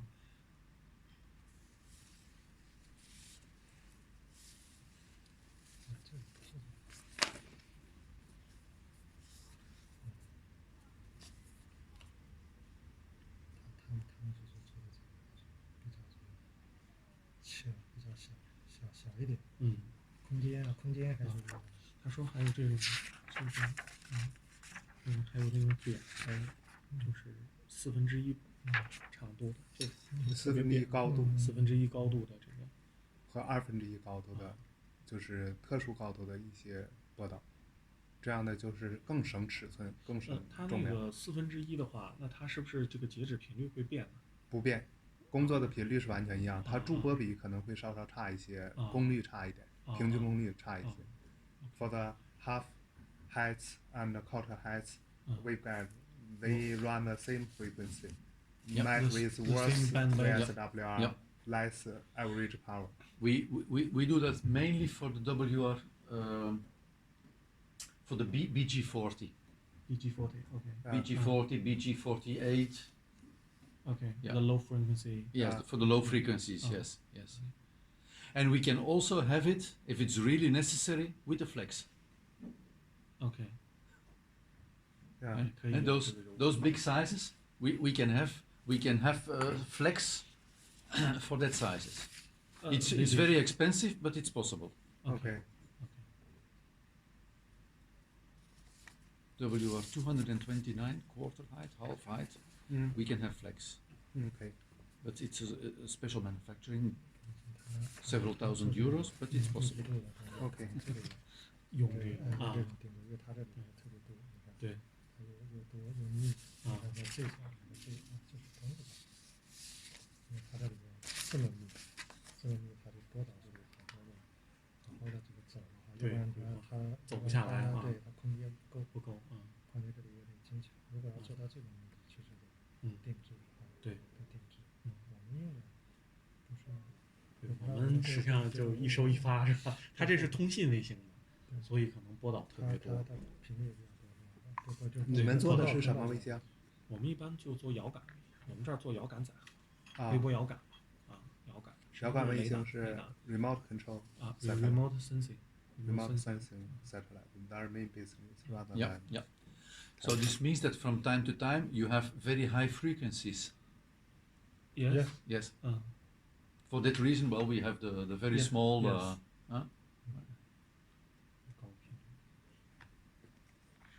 Certain instruments work with very high frequencies. So you already have some business with Yes, with Thales. Yes, Airbus. 那个我们那个中法就那几根波导，让小丽去拆了装了拆。你像这如果都加工成这样的话，就方便了。对，但是这个我们都是到星上线装的。你省掉了很多工作量。对，是。哎，那你们现在就是一段一段波导，然后自己上星之前一个一个螺丝装啊，就是他说的这种，就拼接起来的。这活儿你都接触过是吧？对那现在都是206给你们卖的？就206加工嘛，就是。那206给你们加工一段，大概卖你们多少钱？比如说像这我不知道，这不问价钱。一年大概你们能买多少呢？没有，我们这都是跟型号走的，一个型号一个不多啊，量不多。你们买过那个上海51所的吗？没有，我们的好像基本上都是。51所，它是不是就是只提供这个波导原材料是吧？就是波导管。都做波导管，成型它也成型。给最后给做成这种成型。51所，哎，说我记错了没有？他们就是波导基材是吧？是51所吗？对，就是他们一个波导一个基材就波导管，然后人家用的波导管去给它去弯，对，去弯啊，对，都做的，对。那好像用51所的还比较多。They source the waveguide from 206 in CI. I know that. 206 belongs to 兵器部是怎么说来着？不知道。兵器。他们对外叫什么名字？他们对外叫什么？西安什么？是不是？我跟那边有一些人还比较熟的。Yeah, maybe we can manufacture them. We can visit them if you like the day after tomorrow. Yeah. But maybe they can manufacture. I will remind me. I will contact with them during the lunch time. Yeah. Maybe we 他说 can 强度 maybe we can supply them from 普通的差不多。 if they need the small ones again. But they don't know the price. Okay. They just know they source from them since they are the engineers. They Okay. need to discuss with them, Yeah. but they don't know how much. Yeah. People from them. 所以你看他这个做的还不是，他这个仓内估计承受的利息不是太好。 What for us is important is the multiple bands. One waveguide, only 2 flanges, and multiple bands. Yeah. That's 这是一个。 then 第二个呢，他 it's our, let's say, our unique selling position. 对不起。 Yeah, but we need to open our eyes with that to see since somehow you are competitor, somehow you can cooperate. 如果大小的问题，所以刚开始封装要做好，最后得允许这个硬波导它有一定的形变的能力。你要不允许它，它肯定是不行。对，所以实际上就是说咱们肯定，但是像刚才他讲的这个，就这个呢，如果要说你肯定是对不上的，理论上来讲是永远对不上，始终要硬对硬，始终要有点劲儿，对吧？所以你肯定是对不上。就是你说扭肯定有，但是就这个波导来讲，如果你要扭一下的话，坏肯定是刚才我看的是我们猜的坏，他说也是肯定是他先坏，因为他更娇气一些，可能更娇气一些。对，那这个实际上呢，它是解决一个，就是事先没有设计好，长一点短一点，但实际上对于波导来讲，长一点短一点，这是一个问题，但是还有很多问题是扭一扭斜一斜，还有斜的问题，斜一斜，哎，对，你看。他做的这个波导，他这个照片就是这个，哎，如果你斜的话，就需要这样弯一下，它解决它斜的问题，对吧？如果你要不弯的话，它所以是这种问题实际更常见，就是扭一扭斜的问题。就其实你长一点短一点呢，你可以加一点垫片，如果波导还是，但是他说那个问题就是你可能所有的垫片你不可能是垫片的厚度是离散的，对吧？你最终你垫片不可能完全，所以那个它可能是这个问题还解决不了。Okay, for us, if we have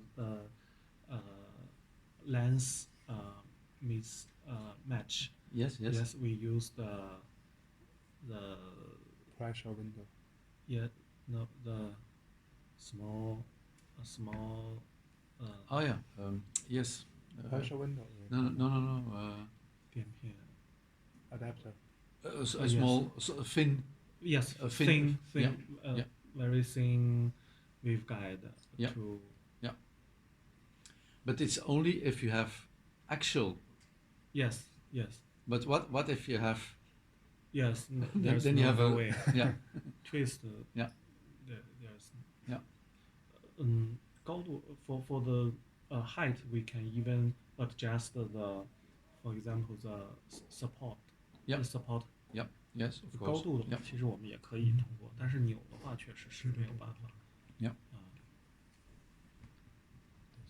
实际这个，你们最后是想个办法解决这些问题吧？我们实际上扭的事儿从来都没考虑。那你们最后 If there is a misalignment at the end and there is a 我们 space 就是加 between 垫 two 片， waveguides and 然后它那 you 个 cannot 就是you cannot pull 肯定要斜一 the 斜， huge 斜一斜 shims 螺点 or 椅 small 扭的事儿，我估计就是靠它硬。 small slices, let's say, like就硬掰的啊 but sliced 高低的 sliced 话 with different thicknesses 那个 to fill up the 高 gap. 低的话就是它是 So do you know 支 the 架上 secrets 设计 for 的 the 这个 flexible waveguides wall? 我们最开始解决这个，那你们这个从天线一直到全都是硬波导过去的，对，都是硬的。 I don't have it here, I think. 我现在 It's not 最开始 fixed 很担心，但是我现在觉 0.1 or 得解不大 2. I I have to check. 为啥 I have to 力 check. 不大？因为我 I don't 那个 want to say anything 那时 stupid. 候做过那个就铜，一定要用铜。那时候小丽有时候生气了，帮一摔，把那个就。You can always call them to give them the answer. 这个都变形了，整个的这法门你看都变形了，然后就没坏然后你怎么掰也不坏，你想想就是铜，我们铜的韧性好，铜我们自己 I have to 平 call 时 the company. 可以扭，就是 I 它 don't 自己 know 也 whether 能 it's 平行， 0.1, 对 0.2. 既能扭， It's not 0.5. 不坏。 I think it's less than 0.5. I'm not sure. Yeah, should be less. Yes. 也没问题。0.1, 0.2, I think. 实际我原来也特别担心，因为它就相当于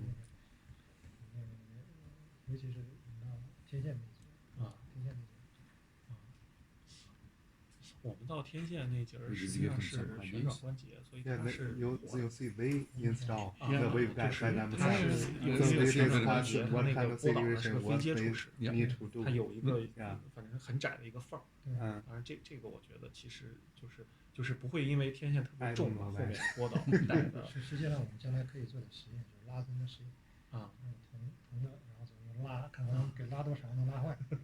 这个。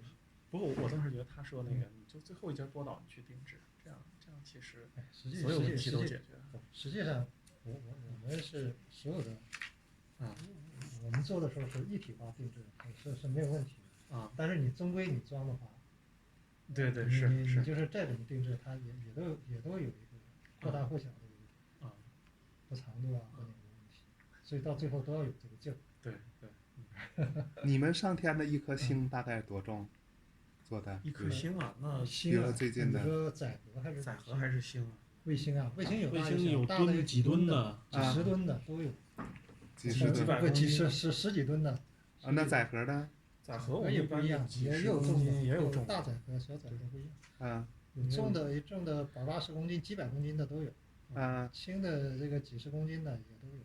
那像那里面用波导大概能用几段呢？多少？不一样，有不一样。它那个我们我们自己做的载荷有，它根据用途不一样，有的多有的少，有的多的呢也就是几十根，多的也就几十根，几十根，少的呢十几根，不一定，就跟它就是一个相当于一个连接嘛。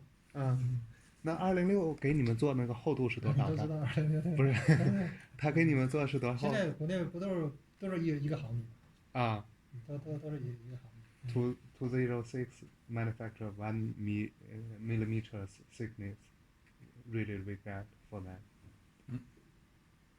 And normally they use tens or up to 80s like that piece of waveguide, rated waveguide in my How do you ensure your strength when you use more thick, more thin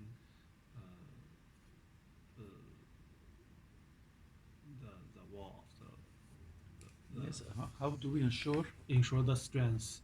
The strength when the wall is you save the wall yes. thickness. We always do a heat treatment. Heat? Yeah, a thermal cycle. Because when we buy the aluminium is in a state T6. You know that? T6. Yes. When we buy when you buy aluminium, yes, you have a certain a hardness of the aluminium, yeah. And it's called a state T, which is called T6.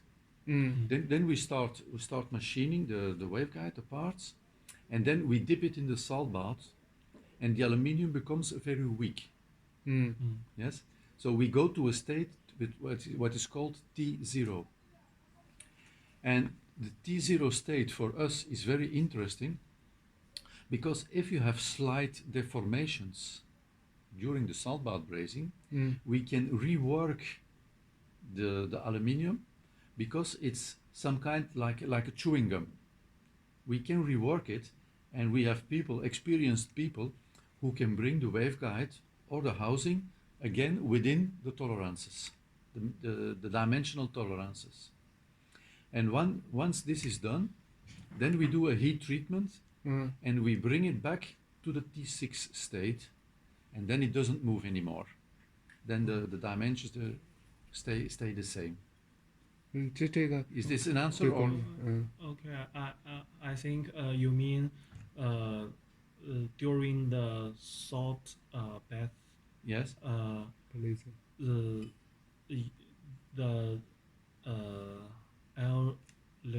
aluminium will be will become soft. Be enhanced after the heat. Yes. Yeah, yes. After heat. Yeah. Will be yes. The strength will be enhanced. Yes. 是什么？焊接的过程中是不是？它因为焊接的过程中，你焊那个地方，国内那个用火焊，就是那个火弧焊嘛 ，flame，那个是会你火烧到哪儿会把这个铝的硬度改变、特性改变的。然后它这种呢，它是直接就是盐域焊嘛，它盐域焊是直接它现在那个硬度上是D6嘛。D6，你这个就是正常状态，现在这就是 D6，D6 放到这个盐域焊里面就变成 D0了。D0的时候就是很软的，熔了。对，基本上就是可以按照他们的要求去改变，比如说你原来的那个，比如说那个误差是，比如说是0.1或者0.5，你现在改到0.1去都可以改的。这个他们有经验的一些人是可以改这个的。然后你这盐域焊结束再拿出来，这铝又变成D6的硬度去了。我的意思就是说，为什么它这个薄了？为什么薄了就是强度还可以保证？是我知道你的意思是这个the Judy's question is for example the local manufacturer use 1 millimeter thickness for the rigid waveguide. You use just half for the KU band KA band. Yep. Right. And in that kind of situation, how can you guarantee the same or similar performance, similar stress, pressure, like that, guarantee upon your rigid waveguide, same performance or better performance compared to local? On mechanical strength, we do not need more, because the problem is when they use flame brazing or something like that. The fact what you said, they heat locally, and they create a weak point. So when you do tensile traction, the flaming couldn't be recovered. 他就说，实际上它不需要那么高的，因为是盐域焊，所以不需要那么高的强度。对，是吗？因为盐域焊不伤害产品本身的任何点的一个硬度和它的强度的性能指标。但是电弧焊会伤害你焊的点这个地方，所以它需要壁厚。对，因为那个要是薄了的话，它就你电弧焊那个地方就焊漏了。因为你也看到很多的时候，咱们哪怕比如说家里焊门窗，你那个铁皮薄了，咔就给焊漏了。当然你铁皮厚就不会有焊漏的这个现象。所以它国内的这工艺，它必须要选厚一点的这个铝。那你像国外，它这个用盐域焊的。它就不需要那么厚的，因为它整个这一块铝，英波岛，它任何一个地方它都是D6的这样的一个硬度，它在盐域焊的过程中不伤害这个材料本身的一些特性，但是电弧焊会伤害的。So the advantage of the salt bath is then when you dip the waveguide in the salt bath is that you heat all the waveguide. At the same temperature. And if someone does flame brazing, even with 1 millimeter thickness, wall thickness, you create a weak point. So I think I have to check, but I think when we do a tensile test, strength test, if we pull on the waveguide, I think we are stronger than with 0.5.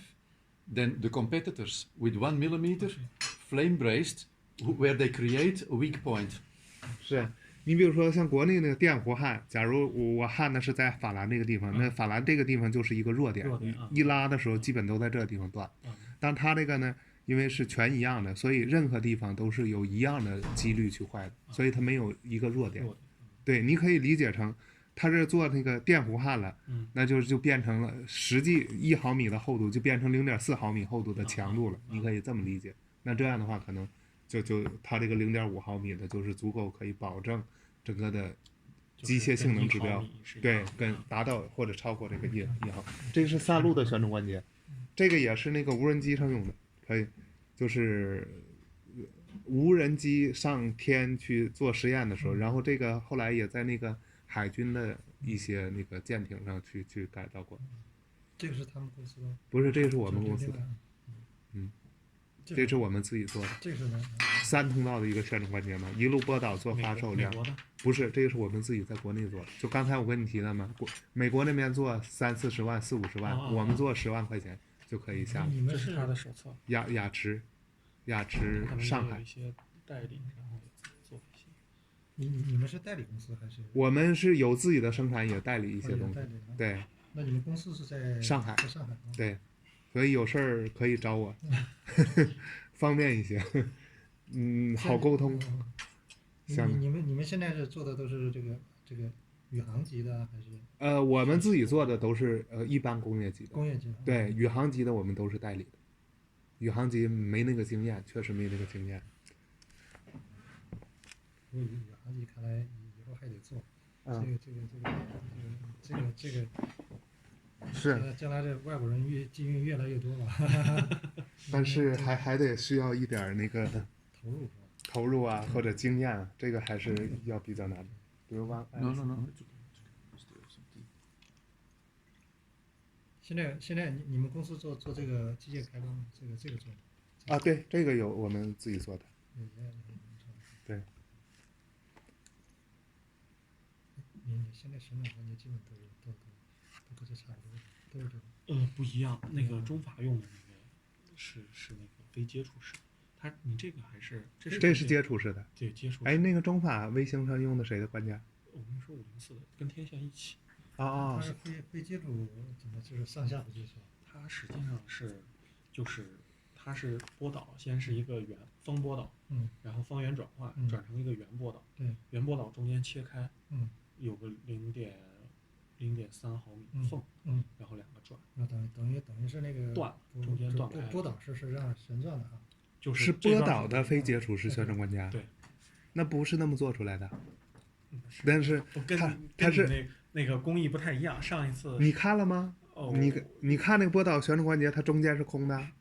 没有，这个剖面图我们都有，这个实际上。哎，那你有发给我可以方便吗？这个或者给我看看。不是我的东西啊，这个应该是不是我们单位做的。因为据我了解，波导的旋转关节要做成非接触式的，一定是波导转成同轴，然后把同轴那个地方做成那个非接触式的，然后再推过去。上次你们来，当时那个Diamond的来讲，我看了。对，跟那个不太一样。做不到啊！我觉得他做不到啊。它是个什么1/4波长嘛？对，波导转同轴，然后中间1/4波长，和一个场过去。我们那个实际上就是圆波导断开。那圆波导这圆波导，那它整个缝啊？怎么弄的呢？中间有个缝，就是你圆波导，对圆波导，你有一个足够窄的缝，也不会有泄漏，然后主波也差损啊什么。你们现在那缝有多大？哎呀，这个数值我记不清了，就是反正1/20波长以内就可以嘛。啊，这个是计算，就是有理论依据的，是1/20的啊。那是国产的还是？那如果这样的话，它对这个长期的这转着转着它就歪了，会不会这样？那就看它的非接触式的稳定，非接触式的稳定。就是你这咱们要这很好的对，然后比方说转若干时间以后还能这个对齐或者。对，基本上能保证的，因为它那个非接触式的寿命就是轴承的寿命，然后接触式的寿命就是你这个刷的这个地方的接触寿命，然后接触式的都是用皮青铜的，刚才他不也说了，copper barrier，这个就是刷的是吧？对，这都是刷的，因为这些都是从直流到，你比如说你拿那2路同轴可以直流一路到18G，一路到13G。所以你要有直流通过，那一定是接触式的。对，非接触式的只能做很窄的一个频率。对。像你们这个寿命能做多长时间？我们这个1000万转是可以的。1000万转。对。其实也足够用了，在地面上用的嘛，这些也都是，最多是上飞机的，不会上天的。所以得换一个嘛。但是也不用，因为你不总转，你想你多少对吧？你偶尔转一转，对，是的。这个东西里边没有备份是吧？基本没有。那你可以用2个通道，你用一个。对，最多是这样的，就是你多通道用其中的一部分通道，因为旋转关节没办法备份的。就是但是你这里边刷子是要多个，你刚才说基础式的里边有刷子是吧？对，你那个刷子可以有那个几个刷子在这儿？那可以很多个，所以好多的时候就像朱迪说的，我用2通道，我买4通道的关键。但是实际上你那个在转的时候，那个备用通道也在刷。对的，所以这个时候大多数就是说要求，使用寿命长、精确度高，是要求高的，一定是用非接触式的。上天的旋转关节80%-90%都是非接触式的啊，因为这个说白了坏不起啊。那坏了是，你想一颗卫星全废了。你那个上面，你这上面有那个非有啊，非接触式的这里面没有，因为非接触式都是定制的。我回头可以发给你。那你那个手册还有吗？哎，有的。没，徐老师我就随便了解一下，因为我还没有用过。啊，这个气象雷达你们不会用的是吧？我们就做气象雷达。啊，你们就做气象雷达？那你看这2个都是的。一个是气象雷达，一个是那个卫星的旋转关节。哦，这样做好。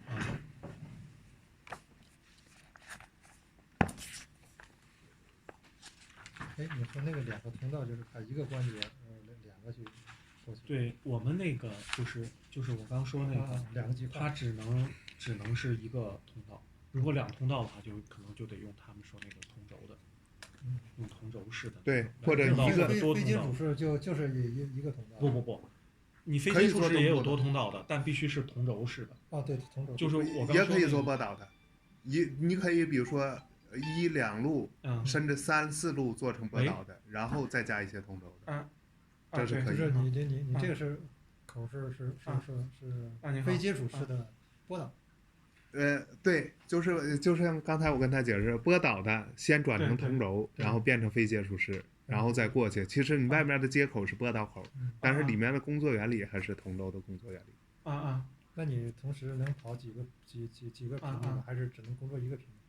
可以跑很多频率的。那也可以。对你要是感兴趣，我这里面有一些 PPT， 我可以现在就给你看一下。我这讨论上就是比方说我这个没有这个挺好的两就甚至波段不一样，比方说有什么 KO 波段啊 KA 波段。对，完全可以。就也可以同时。完全可以的，一点问题没有。是吧？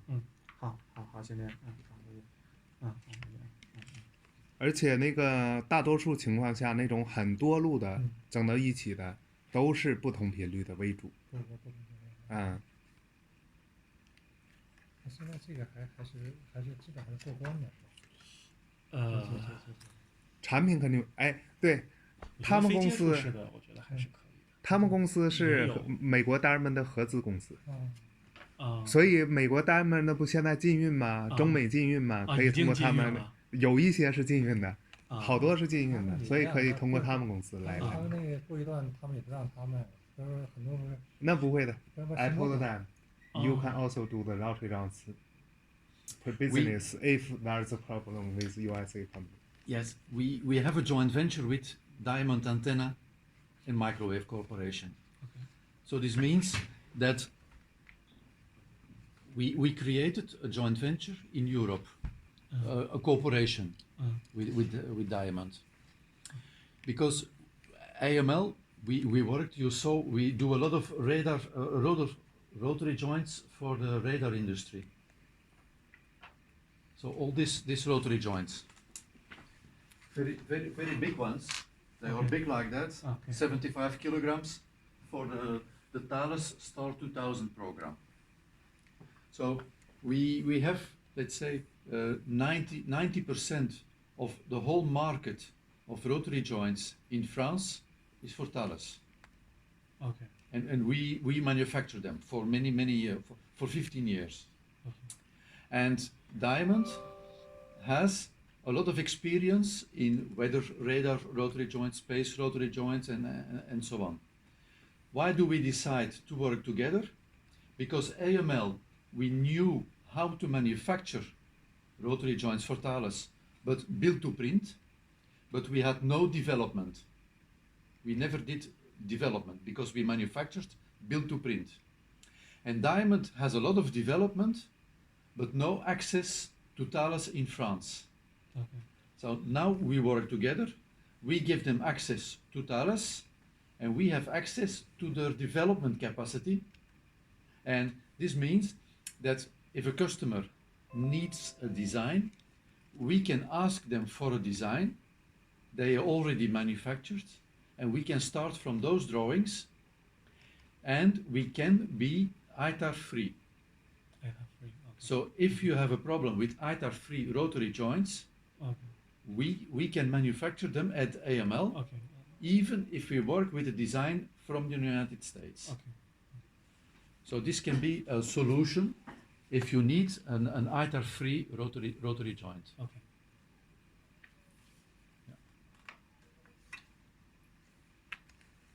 我这儿有一个那个 PPT， 我给你们花几分钟讲一下。这就是很那个。You want to? Yeah, I want the flag. Okay, I can see one.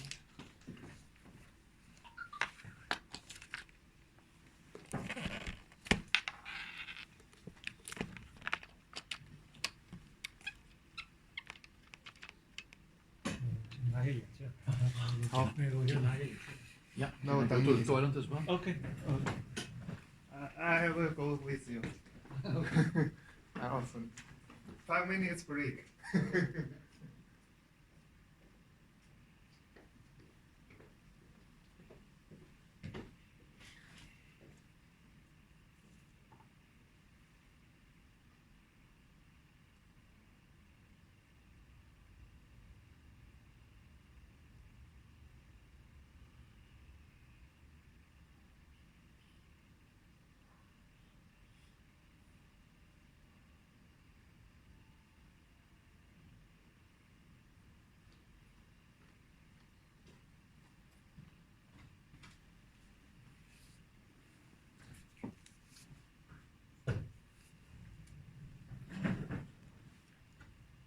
几点？12点了。差不多了。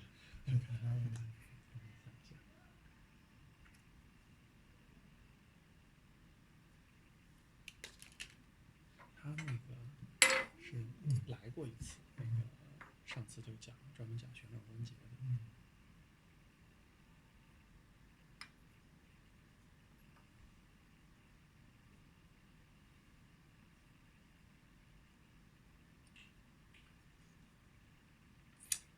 他这个就是做的小的时候啊，就是像他做的这么多波段，确实的。你像我们做的有点散的含缩的话，对，我们你看雷达，它就一发一收嘛，2个通道就行了。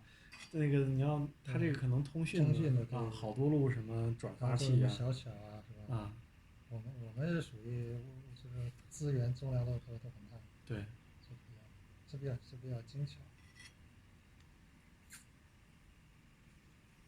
像这找老外做就有个问题，就是你中间对太麻烦了，中间有点改变啊，或者有点变化啊什么的，不好沟通，不好沟通。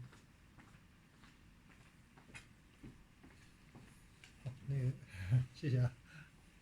没有这个，跟你们交流也非常的不错，我觉得。这个是我们那个培训用的一个内部资料，反正那个。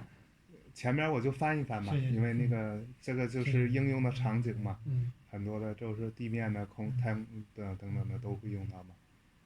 然后这是怎么做出来的，然后这是它一些那个特殊的一些旋转关节的一些怎么弄出来的。然后这个橙色的是一个航管雷达的，那个上面灰色的应该是加了一些那个滑环和其他的一个控制口的。然后这是上天的一些别的东西。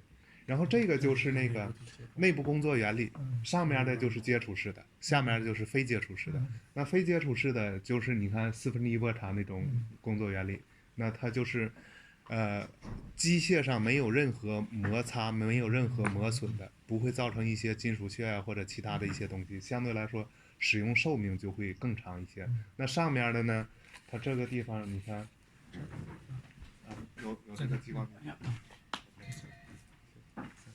你看这个地方，它就是直接，这是内导体嘛，内导体过来，然后这是一个套的环，把这个2个内导体连起来，左侧这个是绿色，右侧那个是这种颜色的嘛，中间这一个套环，它是卡在这两个上面，然后转，物理上是直接接触的。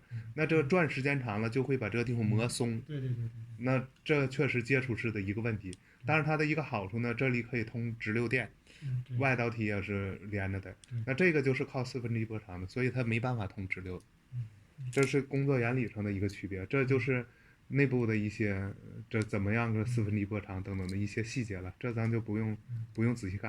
然后你看这个就是2通道它是怎么过来的，第一通道是这么过去的，第二通道它是直接在这个地方做了一个稍稍大一些的盘，所以这个时候就是我要做3通道4通道的这种同轴旋转关节的难度就会大，而且最主要的问题，第一通道的指标驻波比和功率都会好，第二通道差一些，第3通道更差，第4通道那就差得很要命。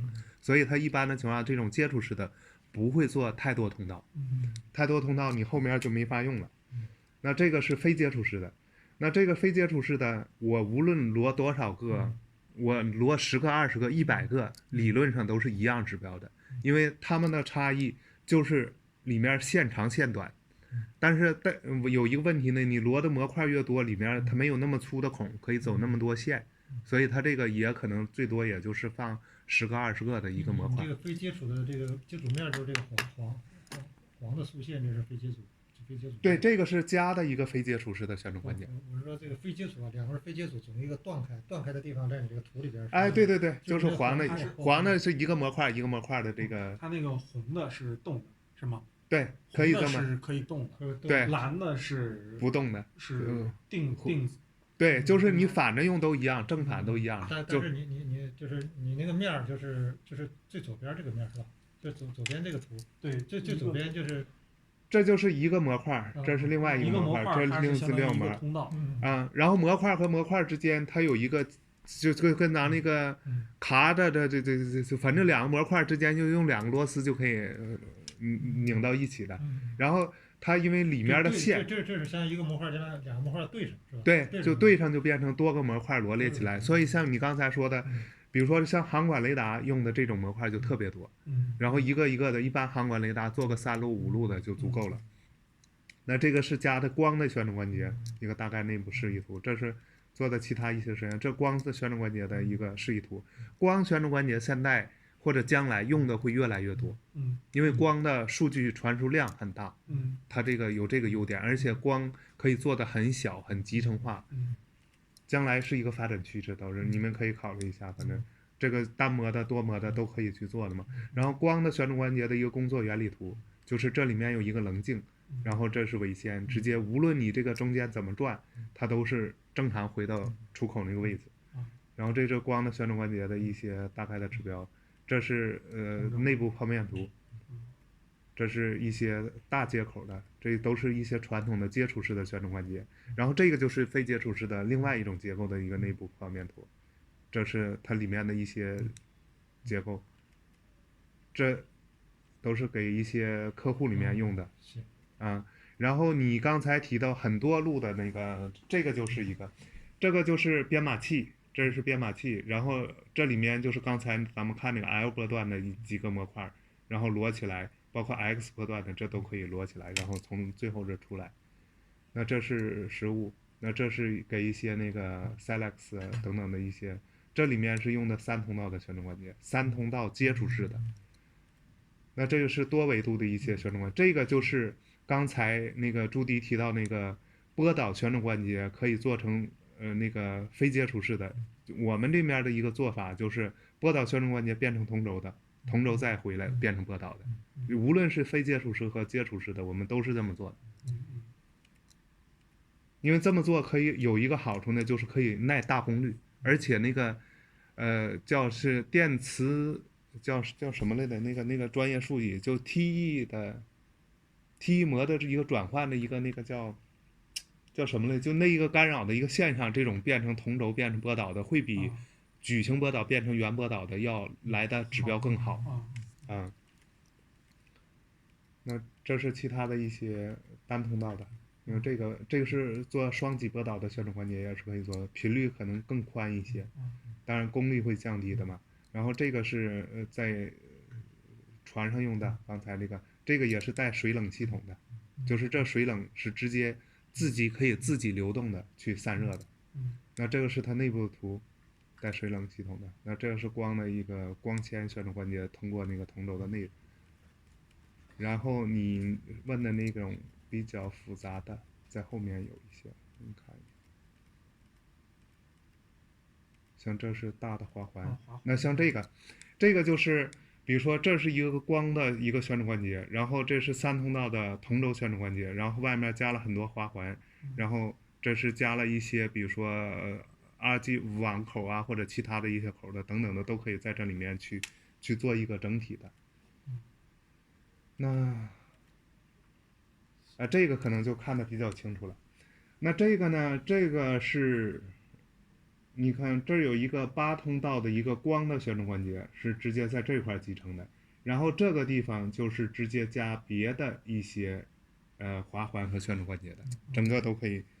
这个你想它是很复杂的，这里面可以做50安培到700安培的这样的一个传功率的很大的了，然后这可以做80路的滑环，这是传数据的传那个图像的，然后这是光的一些，然后还有一些。你这转动这个界面是在哪儿？是哪个地方是转的？就是这个图，就是转哪个地方是这个旋转点？这个我是这个意思，就是哪个地方。对，我知道，我知道你的意思，等会儿这个我看看啊。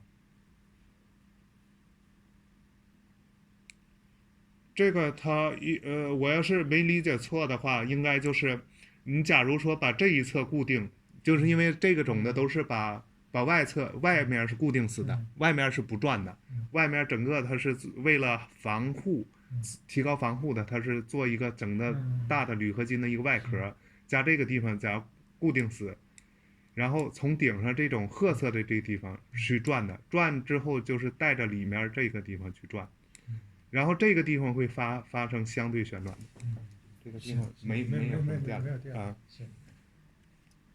这个也是一个比较复杂的一个内部系统，这都是这样的，而且这里面带风冷带液冷的，这都是很复杂的一些雷达系统里面做的，都大雷达了，所以它基本上国内就是很少能买这种复杂的系统。那这个就看得更清楚了。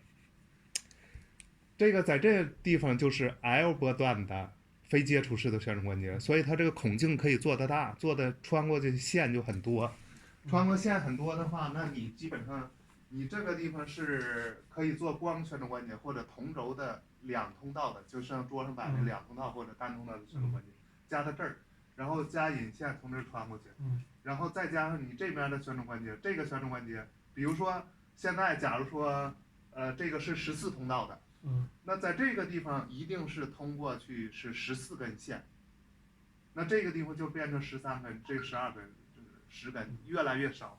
所以到后面这个可能，你比如说这个就放 X 波段，或者 S 波段的，就是频率更低的，频率更高的，它孔径做的小，所以它可以穿过去线就少。所以频率越高的会放在上面，频率越低的放在这面，它可以做大孔径。那这个就是演示了一个很复杂的一个旋转关节的一个系统，这个14通道都可以做的。所以像你刚才提的，就是运行不同频率的，一定就是这种结构的去做的。那这个是实物图了，也是给泰勒斯的，这是内部的那个走水槽，走水的地方。这是其他的一些，这是加了编码器加3通道的等等的一些，这是上天的，这个就是上天的，这个给你们讲一讲，这是韩国那边上天的一个项目，它哪年做什么样的，这个反正你们可以感兴趣看。然后这个是给尼日利亚那边做的，这就是一个非接触式的，你看它是工作频率是8到8.5 吉赫兹，然后是非接触式的，外形看起来跟桌上摆着单通道的差不多，就稍稍大一点。因为它里面的结构要复杂一些，然后它是装在这个地方，然后这个也是一个非接触式的，对，这都是上天的，然后这个也是上天的一个项目，而且这个上天项目就是一个通道里面是2个波长的在工作，2个不同频率的，你可以这样的，32和34G赫兹的都可以在里面去行。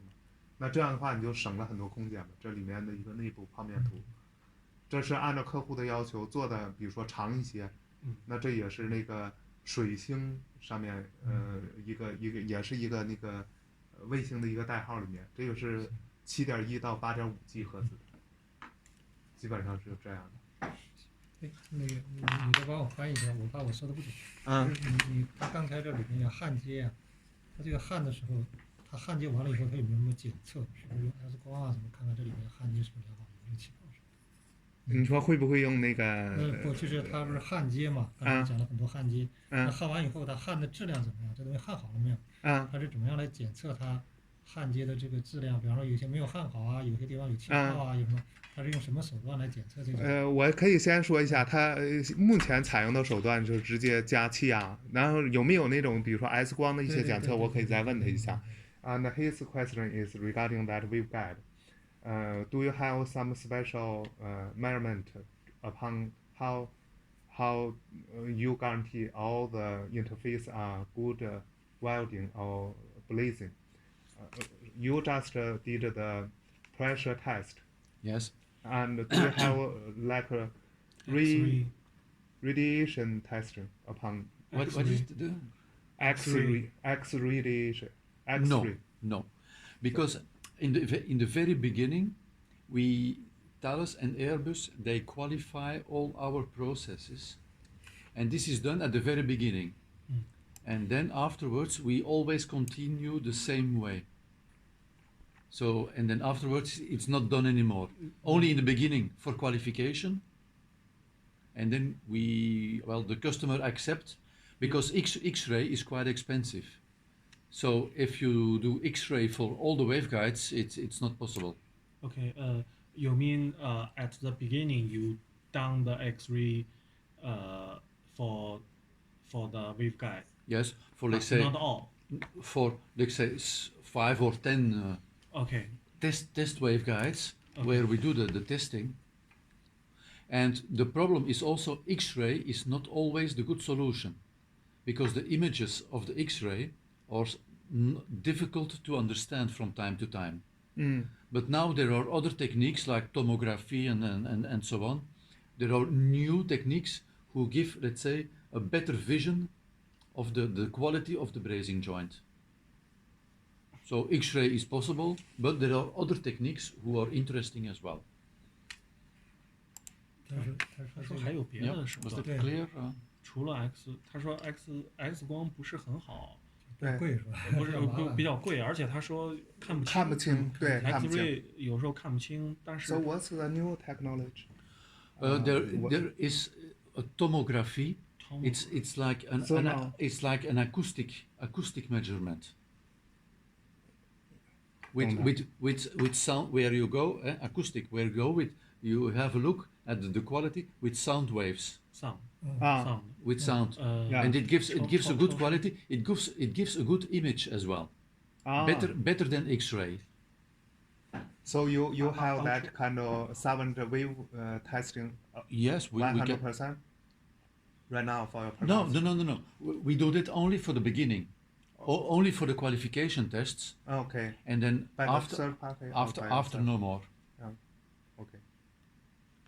就是他这个做完了 by the third party or by yourself? If we do that at the very beginning, it's subcontracted. Okay. We have a supplier to do that because we do not have that material in house. 做完了就做完了。超声波的一个检测。他说他做完了也就做完了，是吧？刚开始的第一批相当于是鉴定的时候，就可能有一个比如说收费，Palace 呀或者什么，是可能相当于制定这个工艺流程的时候，要求他们去检。一旦这个工艺确定下来，他们可能做完了以后，做一个压力，他说会把这个放到水里看冒泡。对。然后就是这样，加上气压，看看冒泡。如果冒泡的话，就是没焊好。是的，他会重新焊。就是他有没有他有没有做过一个实验，就是做完以后把它抛开一看里边。就是中间有没有憋的一些气泡？它那冒泡这个肯定就是，如果要冒泡的，就是贯通性的。对，是贯通性的，是吧？如果要是中间有一些憋的一些气泡那种。Okay. Do you have